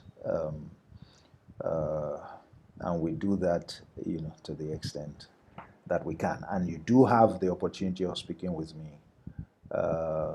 Please, in case you want to use this link for the 15,000, if it's not working yet, I need to check it. Just give me. It should work within about 15 to 30 minutes of the close of this session. I probably need to activate that link. The link is usually very comfortable. If you use the link, you won't need to speak with me at all, because you would get an email that will give you all the details you need to join the session. But if you pay directly into our bank account, then you would have to send me information about your payment, and then I will respond to you and give you details of how to join that session. Once again, I'd like to encourage us all to take advantage of that opportunity.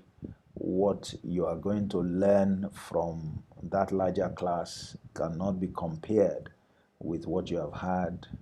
And I think that if you have received any value from a free class like this one, you should be able to guess, how much value you receive from a class that is paid.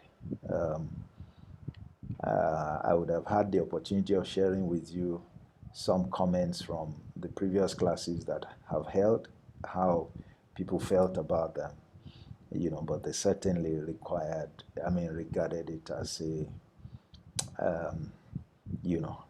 as receiving very strong value, very, very strong value. And I know, especially if you look at what is at stake, in office politics, and what some of us have expressed as what we have suffered, you can't be talking about 10, 15,000. And that's not, that doesn't compare with the whole, career being rubbished by just the activities of some people, largely as a result of one's own ignorance, or unwillingness or inability to take responsibility, for one's career.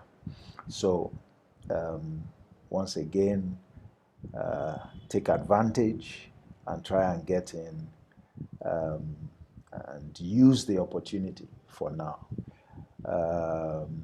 Yes, some people have asked, is there going to be another session? Yes, there may well be another session this time next week, Saturday. I'm not sure. Those who may be interested can reach out to me. I would confirm, hopefully during the course of the week, if another session will be possible by the coming Saturday. All right, so I think we're at a position where, like I said, you can, now let me give opportunity for you to make some comments for those, who would like to make comments. You can unmute yourself now. Please raise your hand. Let's know who wants to speak, and then I can recognize you and you can say a few words. You can make comments. You can ask questions as you may find necessary. All right, so I see some hands here. All right, Kende, please go ahead and speak. Okay, good morning, sir. Good morning, everyone. Thank you very much for this class. It's very insightful. Thank you very much, sir. So I'll just head straight to my question. Okay, so while you were taking this class, I did a lot of retrospection into my life as, in different organizations. So I'll just ask a question based on something that happened in the past, Okay. and maybe what I would have done differently and how it applies to now. Okay, so I was a law student in my university then, and then I became president of my fellowship, and I was a female. So that was by the grace of God. So, but I remember vividly then that in my undergraduate years, I used to design very, very wonderful seminars, with wonderful content as per topics for Bible study. I would juxtapose the Constitution with the Bible and all that. It was really, really wonderful, very intellectual. Yeah. And I walked into a meeting. I walked into some of my colleagues talking, and I realized that they were actually saying, oh, what happened today at the seminar was really, really wonderful. And then they attributed that good work to another person who had the form of being able to do it, like a male counterpart. Yeah. And I remember that I felt very, very bad at that time. But I walked away. I didn't say, no. He wasn't the one that designed that thing. I was the one who designed it. I just walked away, thinking in my mind that because maybe I'm a child of God and it is God's work, I should just leave it like that. So this has always been my position. So, but on coming to this class, I'm like, should I have owned up to my work? Should I have owned my work? And then bearing the fact that it was a fellowship setting. So does it apply in that setting, or is it different from office, playing politics in the office and all that? So I just wanted to know what I should have done differently, or if what I did was just okay. Thank you very much, sir. I hope my question is clear. Yes, your question is clear. Thank you very much. I think that there are a couple of things you want to bear in mind, and I would address it from the point of view of motivation. When you're a child of God, speaking from the perspective from which you're speaking, motivation is important in everything that you do. Are you trying to project yourself, or you're trying to project the one you serve? So you have to be careful. Why do you want to speak up? Do you want to speak up because you don't want the glory to be given to somebody else, or because you just want them to know that this is it? Or do you want to speak up for more compelling reasons, okay, which doesn't necessarily seek to point, seek to elicit praise for you, okay? So your motivation is important, speaking from the perspective of a child of God. Again, if your motivation is right, and it's not because you have a compelling reason, it's not because you want anybody to praise you, then you go ahead, and effect the correction, and point out that this was actually done by so. All right. But also, there is the second issue. How frequently has that happened? If it's something that happened just once, you may choose to overlook it. All right. But if it's something that you observe to be, that it appears to be a deliberate thing on the part of some of the people that you're sitting with, to always want to ascribe, knowing the truth, to always want to ascribe it, maybe as a way of getting at you, then you want to, nip that in the bud. All right. I hope you get what I mean, because it may be deliberate. You may not know, but it may be deliberate. And it's deliberate when it happens regularly, when it becomes something that tends to happen. They just like to give somebody else when they know who did it. Okay. And you need, to correct that. At that point, it's not about it's about just stopping them in their tracks. That this is unacceptable behavior.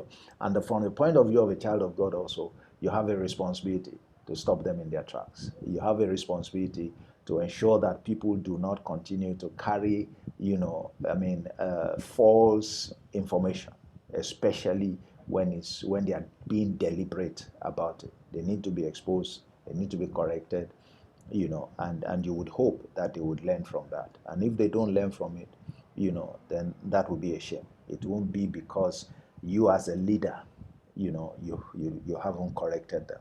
There is something that you should note, and this is important because this is part of what, if you are opportune to attend the session later this evening, this is part of what we'll discuss. You see, when you are in a leadership position, all right, your play of office politics is different because you are wearing two hats. Leadership sets the tone for what we see as office politics. But leaders also, they are in the game as players because they also have their own aspirations. Do you understand? So when you wear those two hats, how do you conduct yourself? So that you don't end up as a liability, in the organization. You don't end up undermining your leadership effectiveness. All right. And instead, you remain effective, and your interest, your career interests are also served. So those are some of the things that we will deal with. You can see that those are important things. They are not things we can discuss in this class, but they are very important, and because the issues you have raised, there is the aspect of leadership that is involved. And so one needs to address it from that point of view. And you can see that my response is not as straightforward, as it would have been, but for the fact that you mentioned that, you were the leader, all right, of that group. So these are some of the things that we need to bear in mind. All right, thank you for the question. I see Thank you very much, sir. some other hands raised. The time of the session in the evening is 7 p.m. I see somebody asking about that. All right. Are there other hands raised? Please, okay. Who and who are speaking? All right, Mr. Odunton, let's take it in that. Odunton, James, and, Alaji Yisa or Mr. Yisa. All right, Mr. Odunton, you have the floor. Please go ahead and speak. Is Mr. Dunton there? Are you listening to us, or are you offline? Yes, I can listen. I can hear you. Okay, I can hear you, please. sir. All right, speak, sir.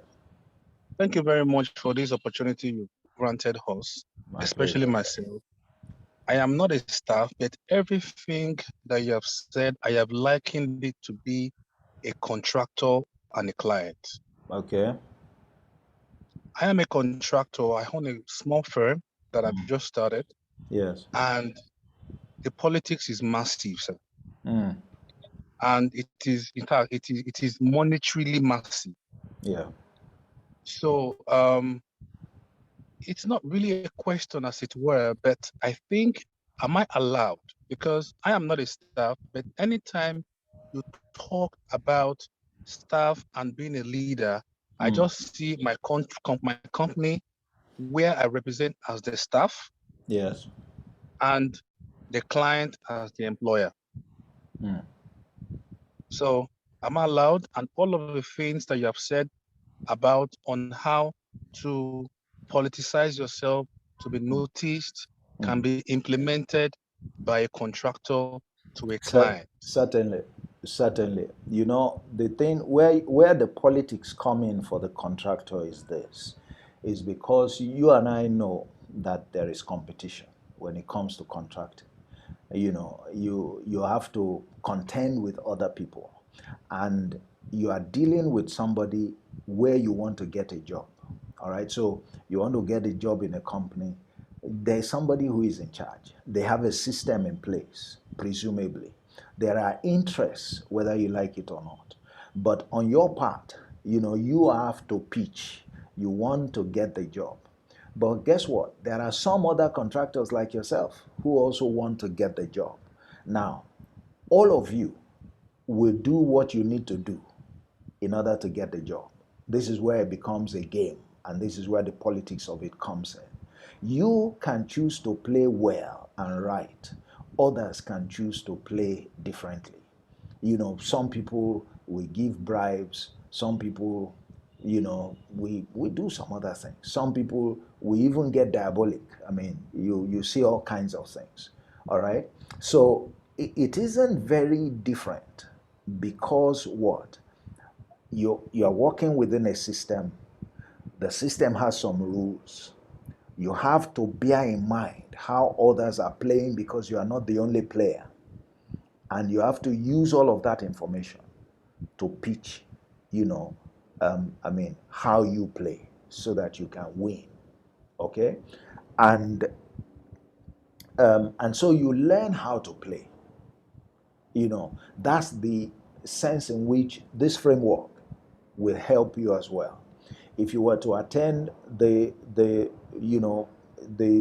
advanced program, which I was talking about later in the evening, you would see a lot of elaborate things that we're going to be talking about. We're going to be talking about, the sources of power, for example.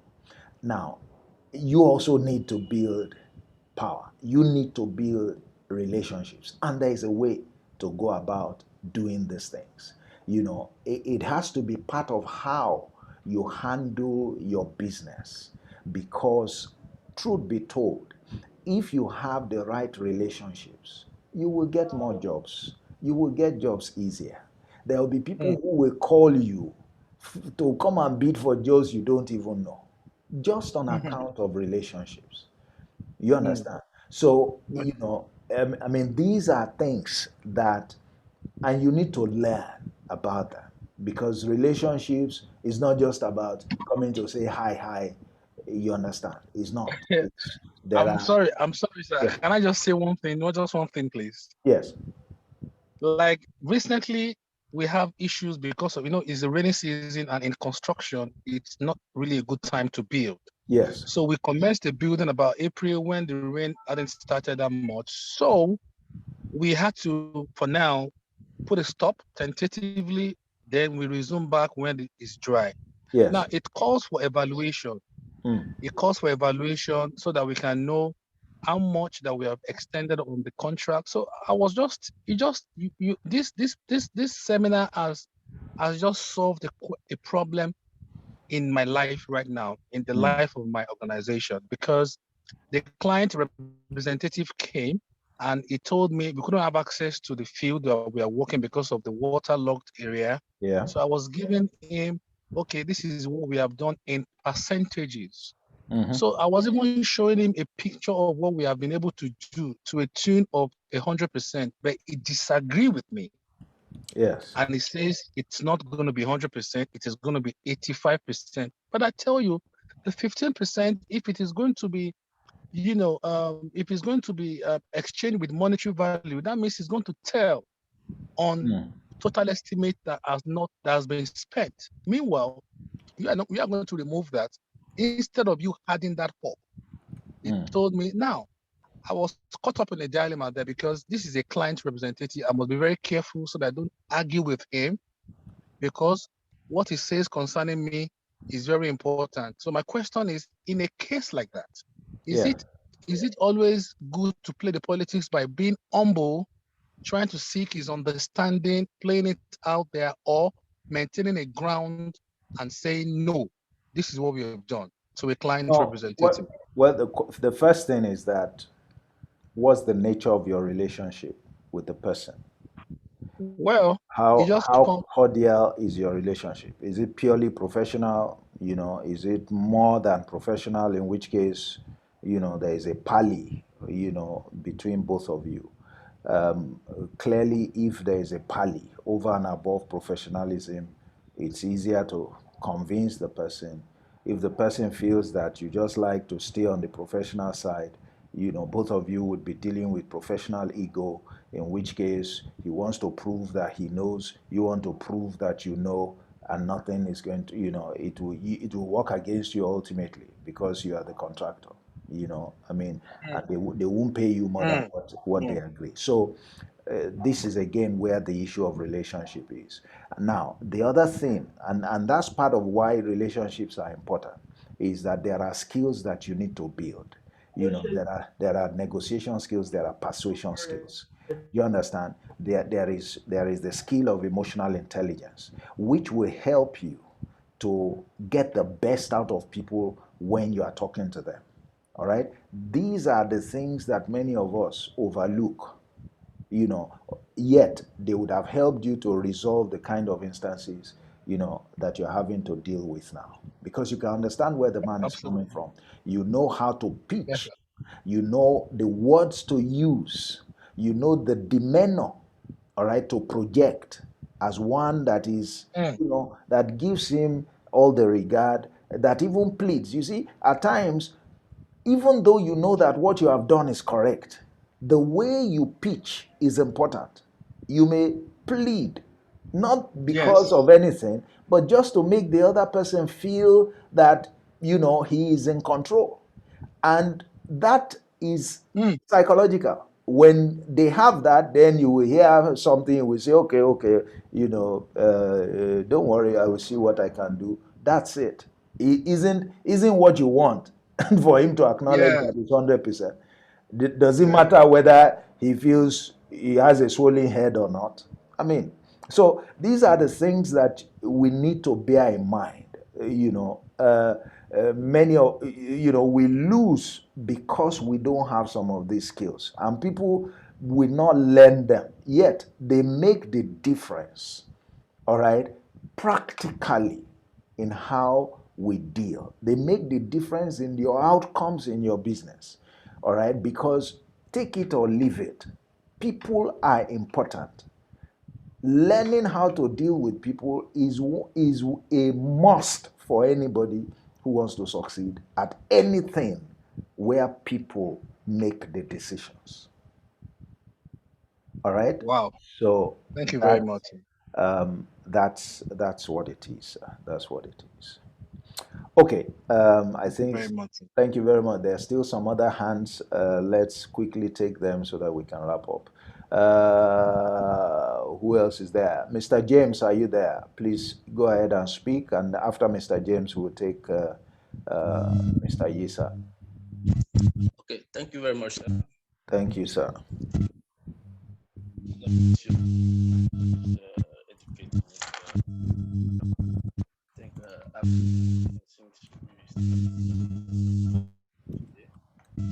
You need to speak up. We're not hearing you very well, sir. Performance alone is not enough. Oh, yeah. To succeed. Okay, yeah, we can hear you better now. Relationship is also important. And you say relationship, especially not with everybody, but with those who matter. Yes. Those who take decision. Yeah, and you need to be able to know who are those, by the way. Yes, actually, I was where I have very hard and the organization my first, though I had a postgraduate, a master's program, and even a PhD, and the organization has not done it to encourage or to recognize you. Even though they recognize formally, but there's no benefit attached to that, to all those efforts. Yes. And what in return sometimes is, backbiting. Yes. Yes. Somebody say, they plot things and say you did this, maybe you go out, what's your breakfast out for your lunch? When you come back, you were not in the office from morning to night.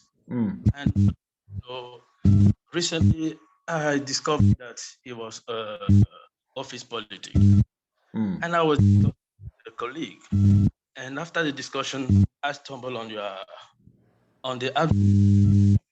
It was just like an arrangement. I click on it, and that's how.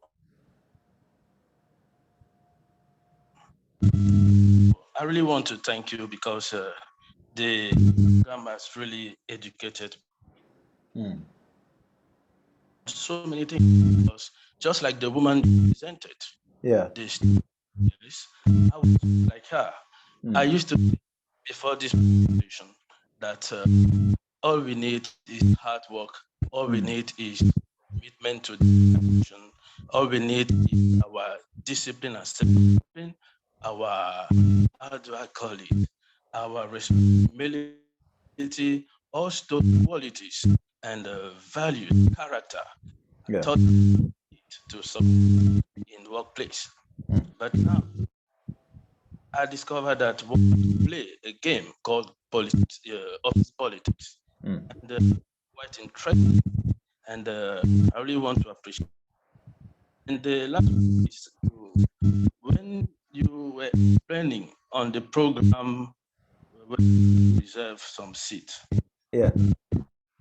Point, my boss enter because I'm still in the office presently as I'm talking.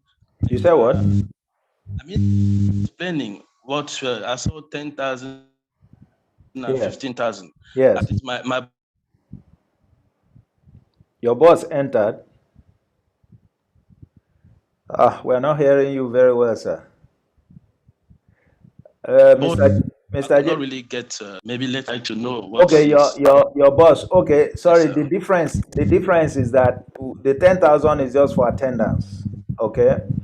Uh, you won't get any certificate. You won't get access to the video or anything. You just attend and you would listen and you would do all of that. But the 15,000 is a discounted, consideration. You would get certificate for the program. You would Okay. get access to the video. You would get access to the slides, and you would get access to me to discuss with me for between 15 and 20 and 30 minutes.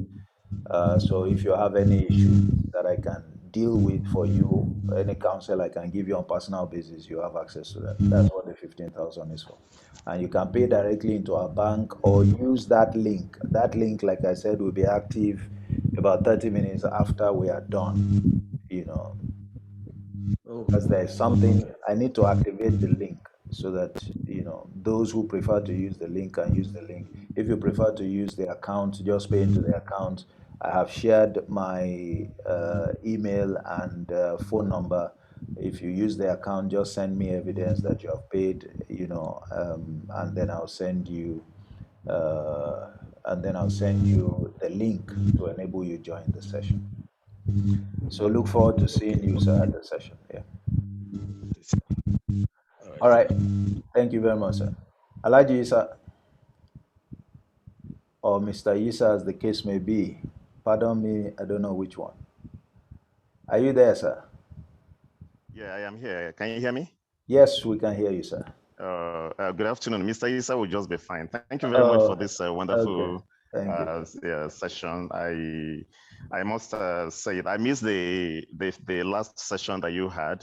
It Okay. was it wasn't a good time for me to join, even though Okay. I activated the link.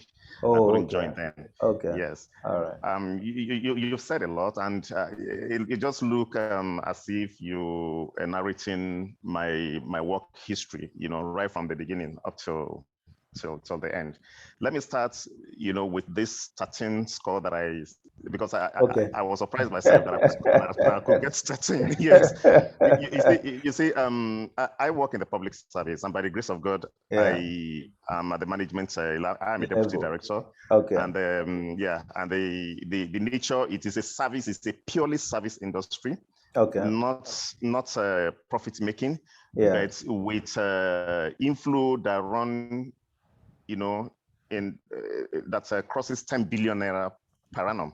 Okay. A yearly inflow. The same So thing that goes with the expenditure. so there's a lot at stake. There is a lot at stake, my brother. And like I posted I have been in the service for 25 years. Yeah. And like I posted on the platform, I belong to a profession where you are guided by ethics, Yeah. which you must not compromise. Yeah. I am a fellow chartered accountant. All It's right. been a rough Tough. issue. Yes.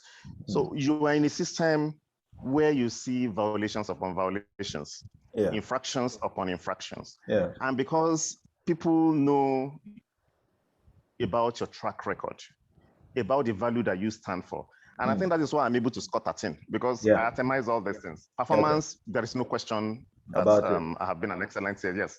What Yeah. I stand for, everybody know me to be a man of Correct. absolute, Correct. integrity, courage. Yeah. I don't tell you that white is blue or yellow is black. I tell Correct. you, how it is. That is what I am trained Yeah. for. Yeah. That is a value system that I grow with. So it has already become internalized. Okay. Okay. So it's got to the point that you cannot just change some people Yeah. for what they are. Oh, And yes. you do not have to start making somebody suffer for standing, for something. Yeah. And I don't keep quiet. Yeah. And I think Good. that is part of the reason why I'm able Good. to overcome the challenge that I said I had. Yes, good. Because, like you said, I wasn't there when the decision was taken. Yeah. But when it came to my knowledge, I had to take it up. Yeah. And I demanded that I needed to know the ground for it. this decision taken. And by the time they now start visiting it, issues start coming to the light. Yeah. Yeah, yes. And it so happened that the director HR that I said these people had link with happened to be the person that I took over from. Okay. And while he was there, he committed some infractions, which So- some of these people No. that told the lies benefited from. Yeah. So you see So you why see, and they ganged up. that's why they gang up, and that's why I Yeah. said, you see, as a service industry, you don't. It is not only when you go into ritual making that they call some money blood money. Yeah. There are some money that are also blood money, which does not involve spilling of blood. Oh yeah. Okay, so you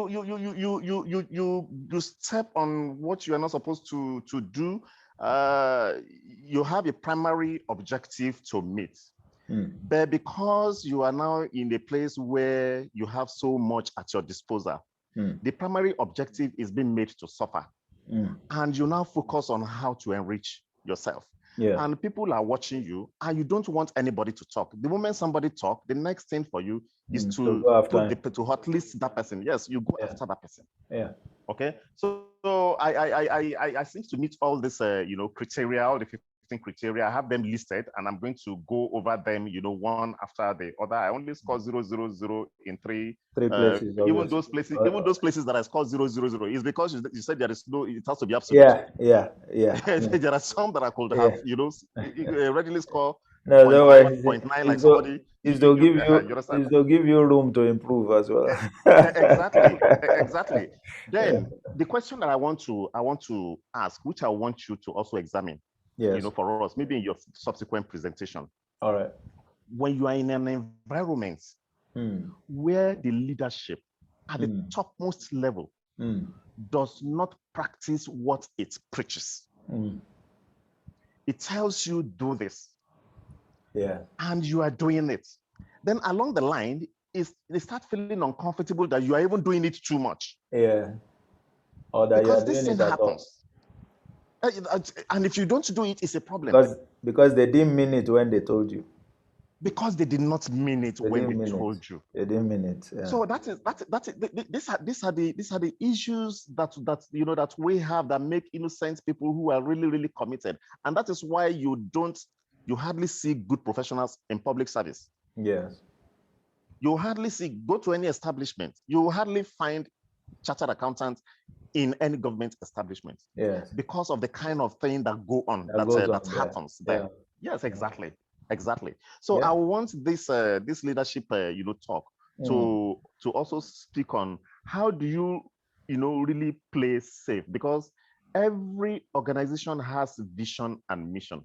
Yes. Every organization has primary objective to meet. Yes. If you find yourself in such institution where the primary objective where there's conflict of interest. Thank you. Where there is conflict, and you cannot walk away, because walking away means getting alternative. We all know what the situation is in the country. Yeah. You cannot just walk away. The best thing would have been to walk away, to save your head, so that tomorrow you will not be roped into what you don't have knowledge of, and you'll not be made to be punished for what you have no hands in. Now, how do you manage the situation? Okay, let me say a few things. I'm really hoping, sir, that you would be able to make that class in the evening, because we will speak to these issues more. There is a segment in the class in the evening where I address the issue of moving on. There is one segment towards the end, moving on. There is another segment that I address before talking about moving on, and that segment is called When the Weather Gets Rough. Because you see, this game, the weather can get rough, and there are certain things that can happen, that they may rock the boat. Okay, and you need to know what to do. You need to know how to handle such situations. Let me also, provide a bit of correction that you must never take the position that it's just not possible to move, because you see, You know what he said, even though I think it was Bob Marley that sang it. He who fights and runs away Live to will, fight another will day. live to fight another day. Yes. But more than that, sir, this battle, you see, one of the things that has kept you Yes. is that you stood for something. Mm-hmm. Number two is that you differentiated yourself. You are not just anybody. When they are looking at people, they don't count you with everybody. One of the pointers to that is what you went through. If you were no threat, sir, who will get rid of you? Nobody. People who are not threats, they sit cozy now. They will just sit there. They may not make progress, but do you understand? Nobody has any reason to touch them. But because of who you are, because of how you operate, because of things you do, you must necessarily attract what you saw. You know, and I mean, by you have learned a great deal, obviously, to have been there for all these years. The thing that many people don't do is that they don't face the reality of environments that not everybody would like you, and there are people who have an incentive to get rid of you. You understand? We always think that you wonder why should if you are a threat to somebody, they will look for how to neutralize you. If they can't, they will look for how to get rid of you. Nobody will keep looking at a threat. Do you understand? I Yes. mean, to continue to hang around because you are a threat. They don't know what next you're going to do. You were a threat to those people because, like you said, that man had done things in the past. If you wanted to, you had more in your hands to remove him, if you were to operate like they are. All right? Yeah. And they understand that. So they're going to look for ways to discredit you. If they can't, they will look for ways to remove you from that seat. If they can't remove you from that seat, they will look for ways to get rid of you entirely. You understand? But you see, when you are conscious of that, you're already ahead of them. Because you then factor all of that information into how you conduct yourself in the organization. And I can tell you it can be as much as that there are places you will never eat in those places. There are meetings you would attend, there are some things you will never say. Do you understand? Just because you understand the environment. It's not that you are running away from anybody. It's that wisdom dictates that you play things differently. All right? Because they will set traps for you.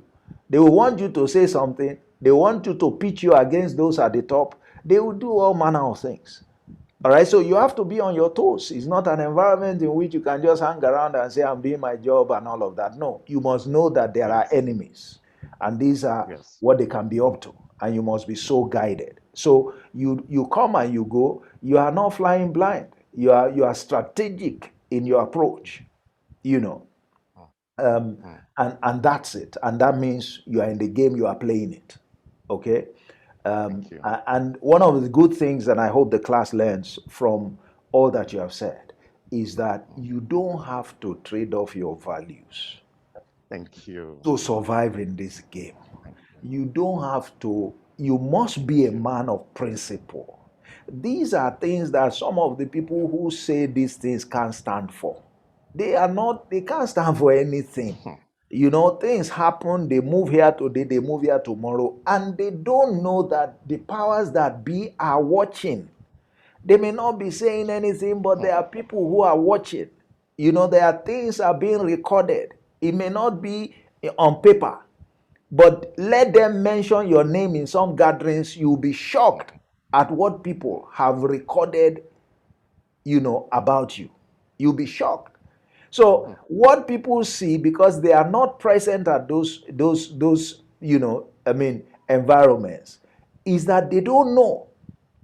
What they see is the decision that is taken, and so they interpret it to be office politics working against them. They don't understand that they are the ones who have worked against themselves, and that those who have a responsibility to run the organization are simply using information that they have about you,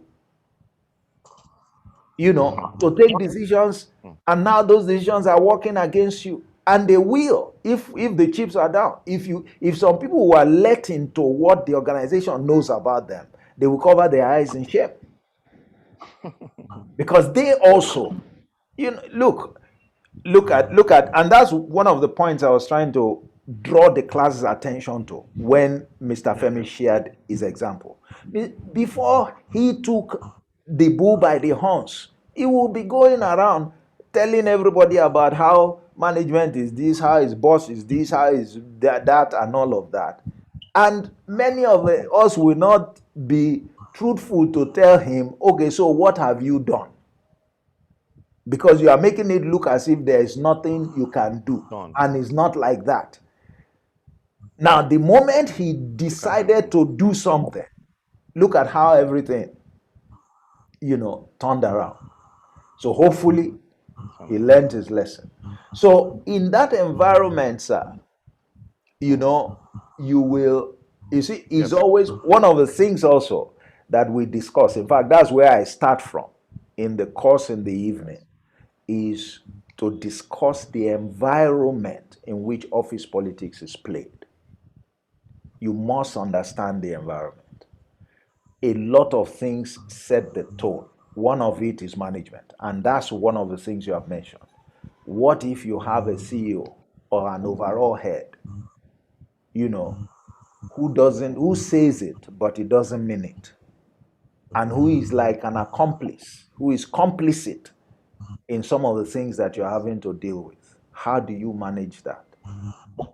How do you operate in that kind of environment? It poses a challenge. That's the truth. It poses a challenge. But one of the things I have said to people is you need a coalition to work with. You must never operate alone. You need to look for some like minds that share some of your principles and build a coalition to strengthen your position, to ward off, undue pressure against you. In the process, you would find people who have a link to that person, and you begin to look for ways of influencing that person. Okay? So, but at some point as well, because you just don't give up, just like you just don't do it with your boss. Again, one of the things that we discuss in the program later in the evening is how do you cultivate your boss and how do you manage your boss? Very, very crucial. Very, very crucial. Cultivation and management. And they are two separate things, they are not the same. So you need that kind of exposure to handle those kinds of people. Do you understand? There is a way to work with a corrupt boss without being corrupted. It is very possible. Yes. And one of it you're already doing. Be known for who you are. There are things, sir, that they will never share with you. And you shouldn't mind. It's because of who you are. And you are safer when they don't share certain things with you. Because you and I know, the moment certain things are shared with you, it may be enough. Sharing your knowledge of it enough can create a problem for you. Because there are things that you get to know, you are expected to do something about it once you have known it. Otherwise, you become an accomplice. So, a lot of, you are already on a good path. And that's one you must not depart from. Your principles, what you are known for.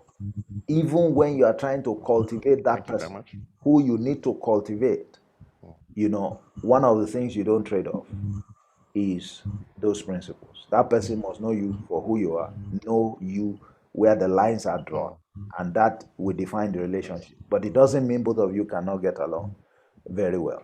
And in the process, the person can benefit from your disposition because you can save his head. The moment you have one or two instances where that he sees that, the person will normalize his relationship with you. God bless you. Begin to get a lot more careful, and that may be what will save the person. So some of these guys too can change. They are who they are because there haven't been people who are bold enough, to stand, to insist on who they are, before that. Many people are too afraid of losing their jobs to stand for the truth. Yet they are expecting things to change. Who is going to bring about change when That is it. nobody is willing to stand for That truth? is it. And you are not willing Everybody, to trade off. everyone wants to get to heaven, but nobody Wants wants to to die. die. Well, unfortunately, so I mean, these things. We all want to get to heaven, but no one wants to die. Yeah, Thank you. all right. Thank you. Thank you very much, sir. Thank you So look so much. forward to Thank you so seeing much. you later in the evening. Would be Thank, nice to have. Would yeah, be nice to that'll have be you good. present. All right. Thank you. You're All welcome. right. Sorry, I still I think I still see some hands. Even though our time is far spent, I think you've waited quite long enough. Let me, if you can make it very quick. Mr. Dele, are you still um interested in saying something? Yes, yes, sir. All right. All right. Try and make it quick, sir, so that we have spent a lot of time. We have taken enough of your time this morning, so please go ahead. Okay, okay. My question is similar to what Mr. The earlier speaker just said, Okay. just asked. Where conspiracies are when they see that you have more value in the company and you are new, so they see that you are actually trying to. Some of your team are seeing like you are showing yourself off or something like that. So Mm. how do you play the politics in making them not talk you down before the boss or before or not making you even shine? You know, once you get to a new company and they see like, oh, this man has a real value. They're giving so much value and among your team and you're almost getting recognized. But you need to work with the team members. So in this sense, how can you actually play your politics that you get to other committees, Okay. that you get to other committees to show forth yourself more in Okay. other committees? Okay. One of the things I'm going to say to you is, first of all, you need to look at. Now First of all, to you need to look at your relationship with members of your team.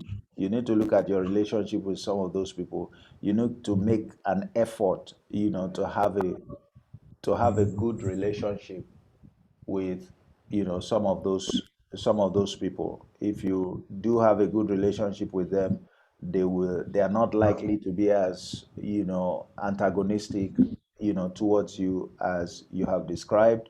The other thing,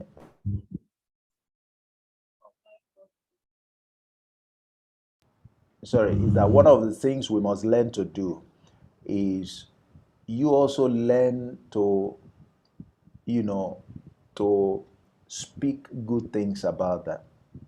All right. Because some of us, you see, when our colleague speaks, suppose we're in a meeting and our colleagues speak, when we want to speak, we are quick to rubbish what our colleague has said. And you can't be rubbishing what I say in a meeting or where there is an opportunity for you to comment, and I will like you. Okay. You need to learn to give compliments to your colleagues. You may not agree with them, but don't talk down their points of view. There are intelligent ways of commenting without the people feeling that you are dragging them in the mud. Okay?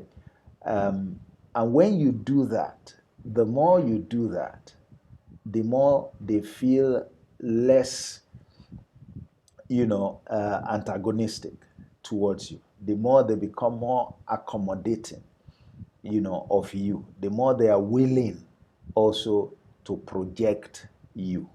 So I always advise that we look inwards. You see, some of these things you learn if you look at the academics. In the academics, we can gather together in a seminar, somebody comes to present a paper. I mean, that person has been doing the work for years. Who knows how much he has spent, how many hours, and then he makes the presentation. We don't have to agree with what he presents. But it's not immediately he finishes and we have the opportunity to speak, we start criticizing all the things he said. We start throwing him in the mud. How could you say this? This is not right. Look at this, look at that. Do you understand? But what do? You start by commending the person. You start by acknowledging the work, how much the person must have put in. You start by, saying things like it's an interesting area, you had looked forward to what he was going to share, and your eyes have been opened by some of the things that he has said.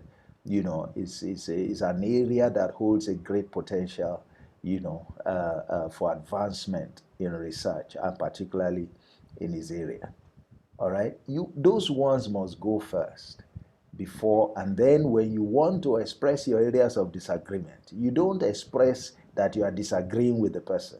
The person will know that you disagree with their points by the time you have expressed them. So you would say something like, just to add a few suggestions for improvement, the author may want to look at some of these areas, number one, and then you mention the area. Number two, you mention the area. Number three, you mention the area. And then don't be the one to point out all the problems in the paper. After all, there are other people who are sitting around. Once you have said one, two, or three things, you keep your mouth shut. And then you end by commending the person. And you say, you believe that by the time, the person looks at some of these issues, along with some other things that others may say, the paper will come out, strong paper, and it will really make a great contribution. But I tell you, when the person sits down and looks at the points you have made, the person will see that you disagree with some aspects of the paper. But you see, in the process of expressing your disagreement, you have not made the person to look like a fool. You haven't made the person to look as if, the person has just been wasting his time, and that the paper is nonsense, it should just be thrown away. This is how to deal. If you deal, if I deal like that, that person can never look at me as one who doesn't support them. The person will look at me in spite of the fact that he knows that I disagree with some of the conclusions or some aspects of the paper, will still look at me as a friend and a collaborator. And you'll be surprised that the person after that session may even come to me for help to explain some of those things, because I have shown a willingness to support the person. I haven't thrown the person under the bus, all right? And have shown a willingness to help the person as well. So that's what some of us need to do with our colleagues. We need to examine ourselves. We are the cause of the problem because some of us are too quick, to antagonize our colleagues as well. And you can't be antagonizing me and you expect that, I won't antagonize you as often as I have the opportunity. Okay? All right, so that's it. Mr. John and then Mr. Victor, and we'll close with Mr. Victor's comment. I thank everybody who has stayed, up till this time. I'd like to believe, that, it's been a time worth your while. Mr. John, if you are there, you want to speak, please go ahead and unmute yourself and speak. Otherwise, Mr. Victor Okotie, please speak. Whoever amongst you is, present with us, please go ahead and speak. Okay, sir. Okay, it's me, Victor. Yes. Thank you so much, sir. All right. Who is this? This is John. Okay. So, Mr. Victor, please hold on. Yeah. Sir. All right. Okay, sir. Yeah. All right, Mr. John, very quickly, sir. It's been a long morning. Okay, I'll be quick. Thank you so much for this very insightful session. I really needed this session to evaluate a lot of things that have been happening recently with my work and all that. All right. Presently, I work in the public sector, although I moved from a multinational to the public sector. Okay. So a lot of things I've been seeing here have been somehow new to me. Yeah. Because like you said, I already understand that that delivery is not enough. Yeah. And also I need to blow my trumpet when I have the opportunity to do that. Yes. And building relationship is also important.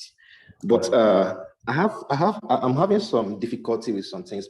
And my question is relating to the fact that we're in Nigeria, a very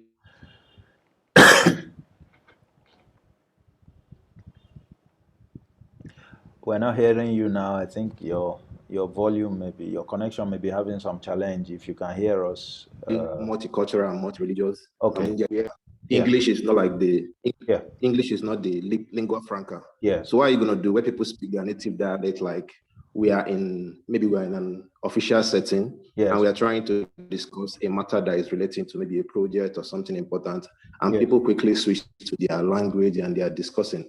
And we all know that the most important things in offices that are not spoken in meetings. They're actually spoken with the normal chit chat. Yes. So what do you do in this situation? Then another thing is also, I noticed something in the organization I currently work in. We have support staff, contract staffs. Then we also have the full staff. You find out I found out in the company that sometimes you see some support staff, some of them are even new, but you see some actions and even some things they do, and you get to ask yourself, like, is this thing really allowed? Okay, I got to found out recently that some of them were employed by some of the top guys, the group general managers, and all these things. So whereby in a situation like I was involved in a project where a contract staff that just joined recently. I mean, some of the things the guy was doing was actually negating the success of the project and a lot of things. But we couldn't do anything. Our hands were tied because the guy was employed by the group general manager.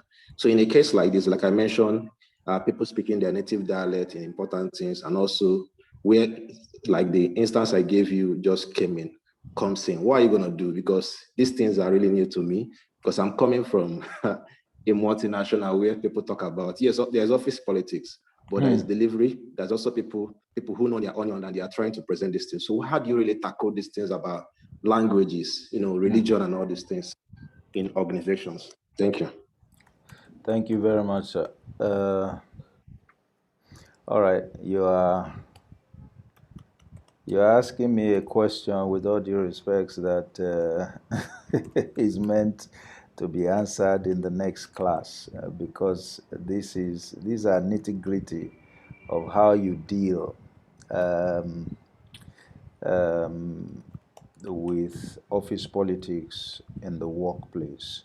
Now, you have referred to a cultural issue, the issue of this language thing, and I think most of us can understand, how people have a tendency to switch, to that.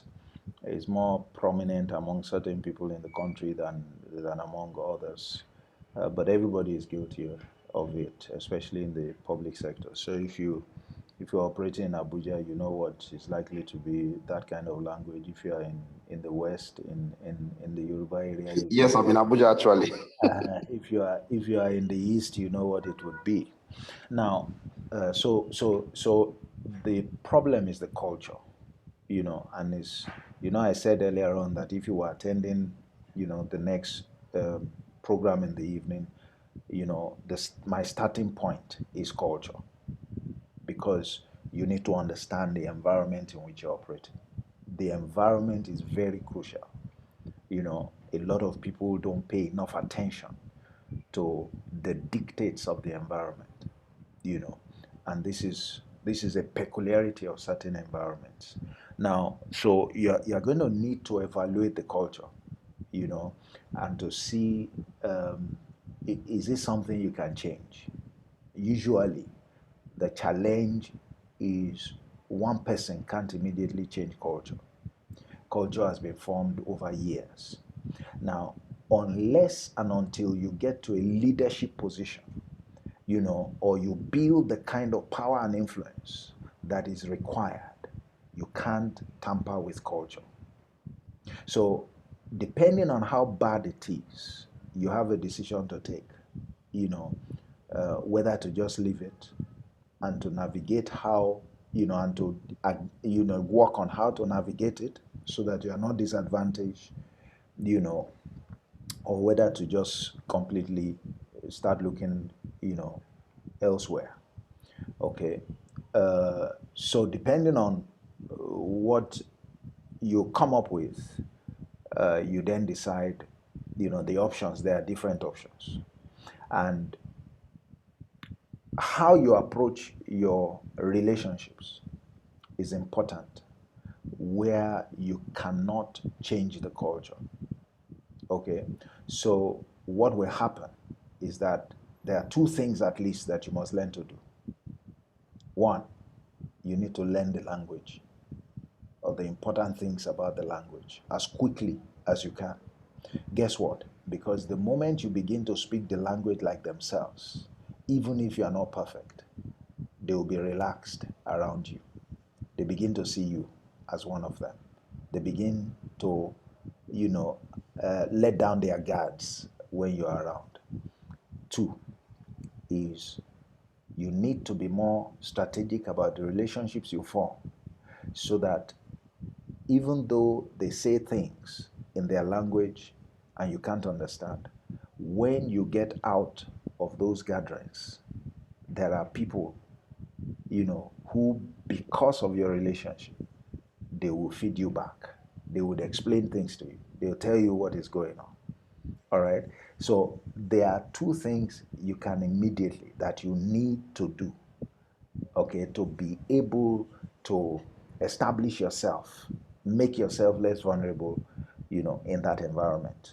There are other things that I'd like to talk about, but they will be completely outside the scope of what we have discussed today. So again, please, I want to encourage you, um, you know, uh, to attend the next session. It will do you a lot of good, because there are very specific things that we'll talk about, and then I can speak further, to this particular issue. I hope that's fine, sir. Thank you so much. I really appreciate it. All right, Mr. Victor, that's the last contributor. Now we need to shut down. All right, Okay, Mr. sir. Victor, very quickly, sir.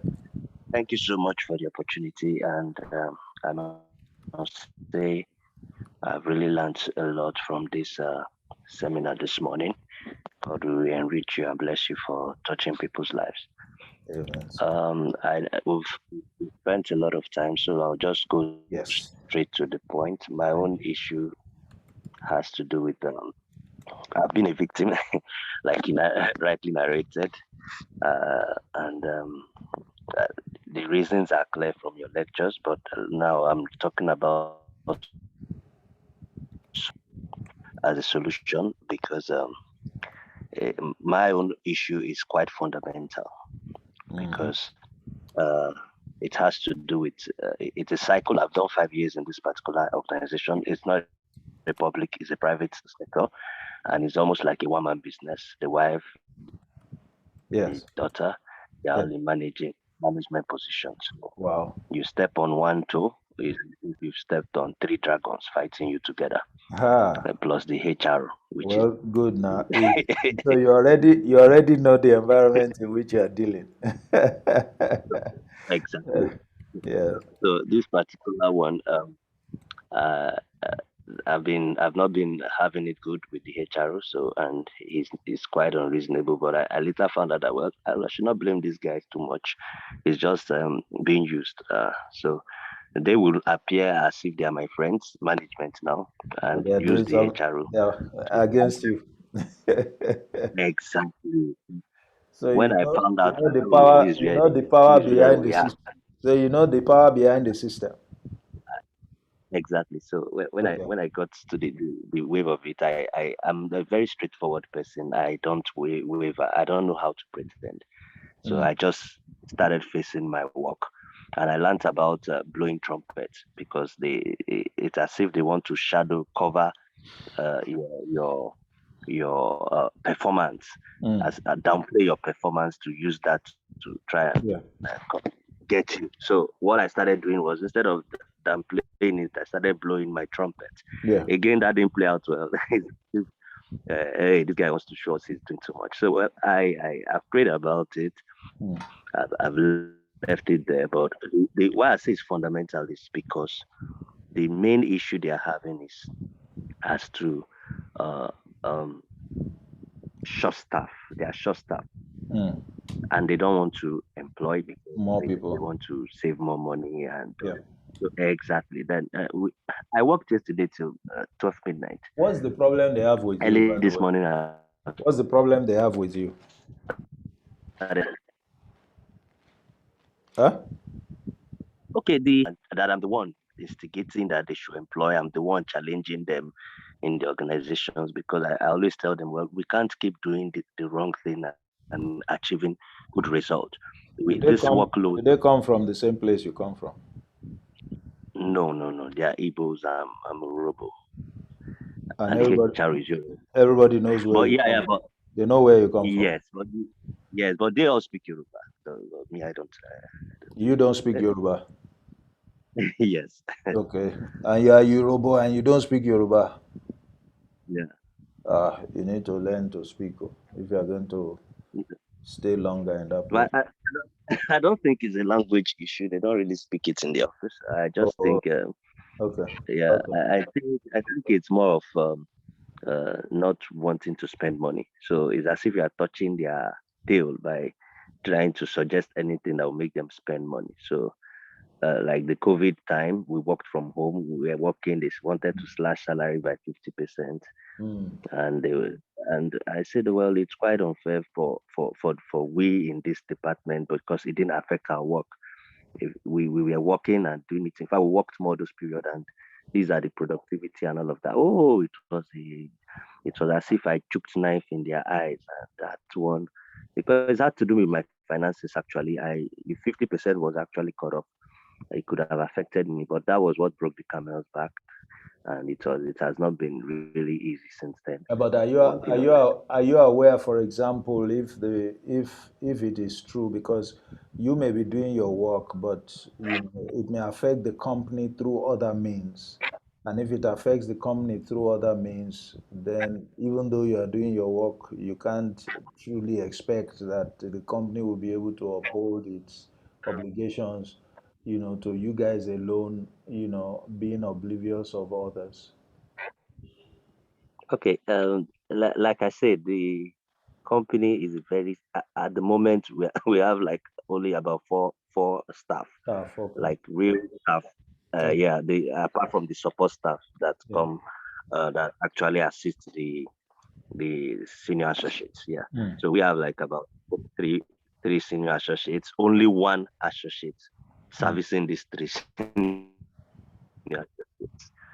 So it's like a reversed pyramid. Okay. Okay. So what's the challenge So there? there's a pyramid, which is wrong in any challenges. This I have tried all I could to see how I could manage the situation, but it's not getting better because they keep like haunting me. Oh, we want to give impossible What deadlines, what and what even do you I what guess do you they're trying guys to trying to do? get it done. What But do you the guys issue is, do? hey, is it only you? But these other people, they look away when they don't meet up theirs because they know What do you we are guys all do? What's the focus of the company? is a law is a Is law it firm, a what? litigation one for the Oh, government. it's a law It's a firm. law firm, Okay, okay, law okay. firm. All right. Service is a service sector, yeah. So and Okay. the quality, I don't want to compromise it Okay. because uh, I'm going to crave the indulgence of the class to take this matter offline because obviously I need to find out a bit more, um, from you so that I can, you know, um, I need to understand the context very well and what the issues are. So I'm going to crave your indulgence. I think you have seen my line. Please feel free to send me a message or call me, and then we can, talk. I can speak on this issue. okay. I hope that would address it, so we can release everybody else, especially if people are planning to come back later in the evening. So thank you Thank you very so much. much. for expressing yourself. I'd expect your call. It may not be today, it may be tomorrow, it may be sometime, but just I've taken note of the name, but I'm sure we'll be able to deal with it on a one-on-one basis. All right. So thank Thank you you. very much. Thank you. All right, thank you very much.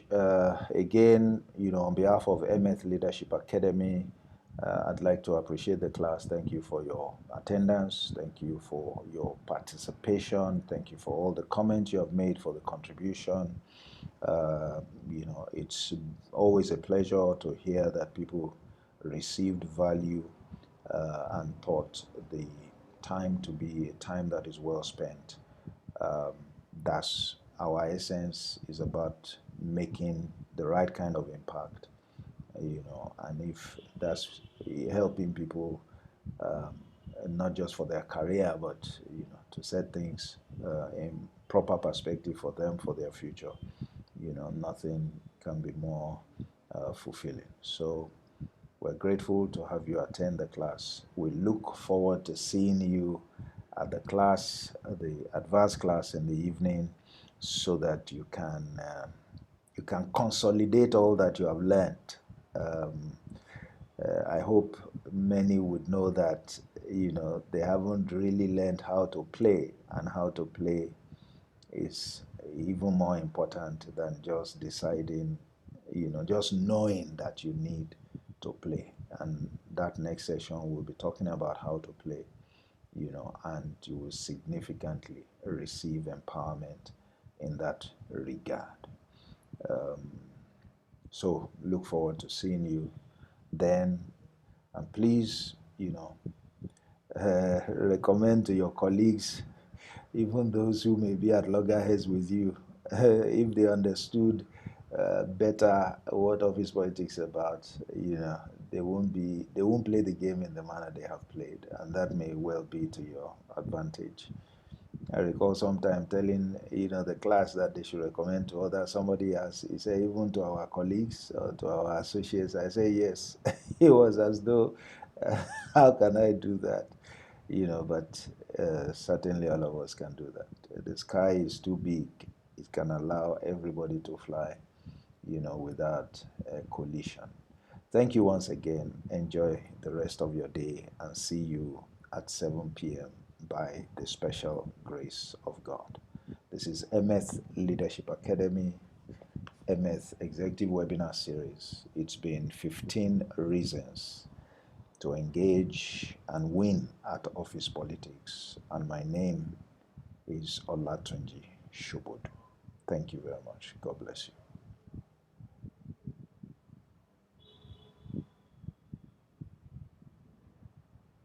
Thank you very much, sir. Thank you very much. Thank you very much, sir. Thank you very much. Thank you.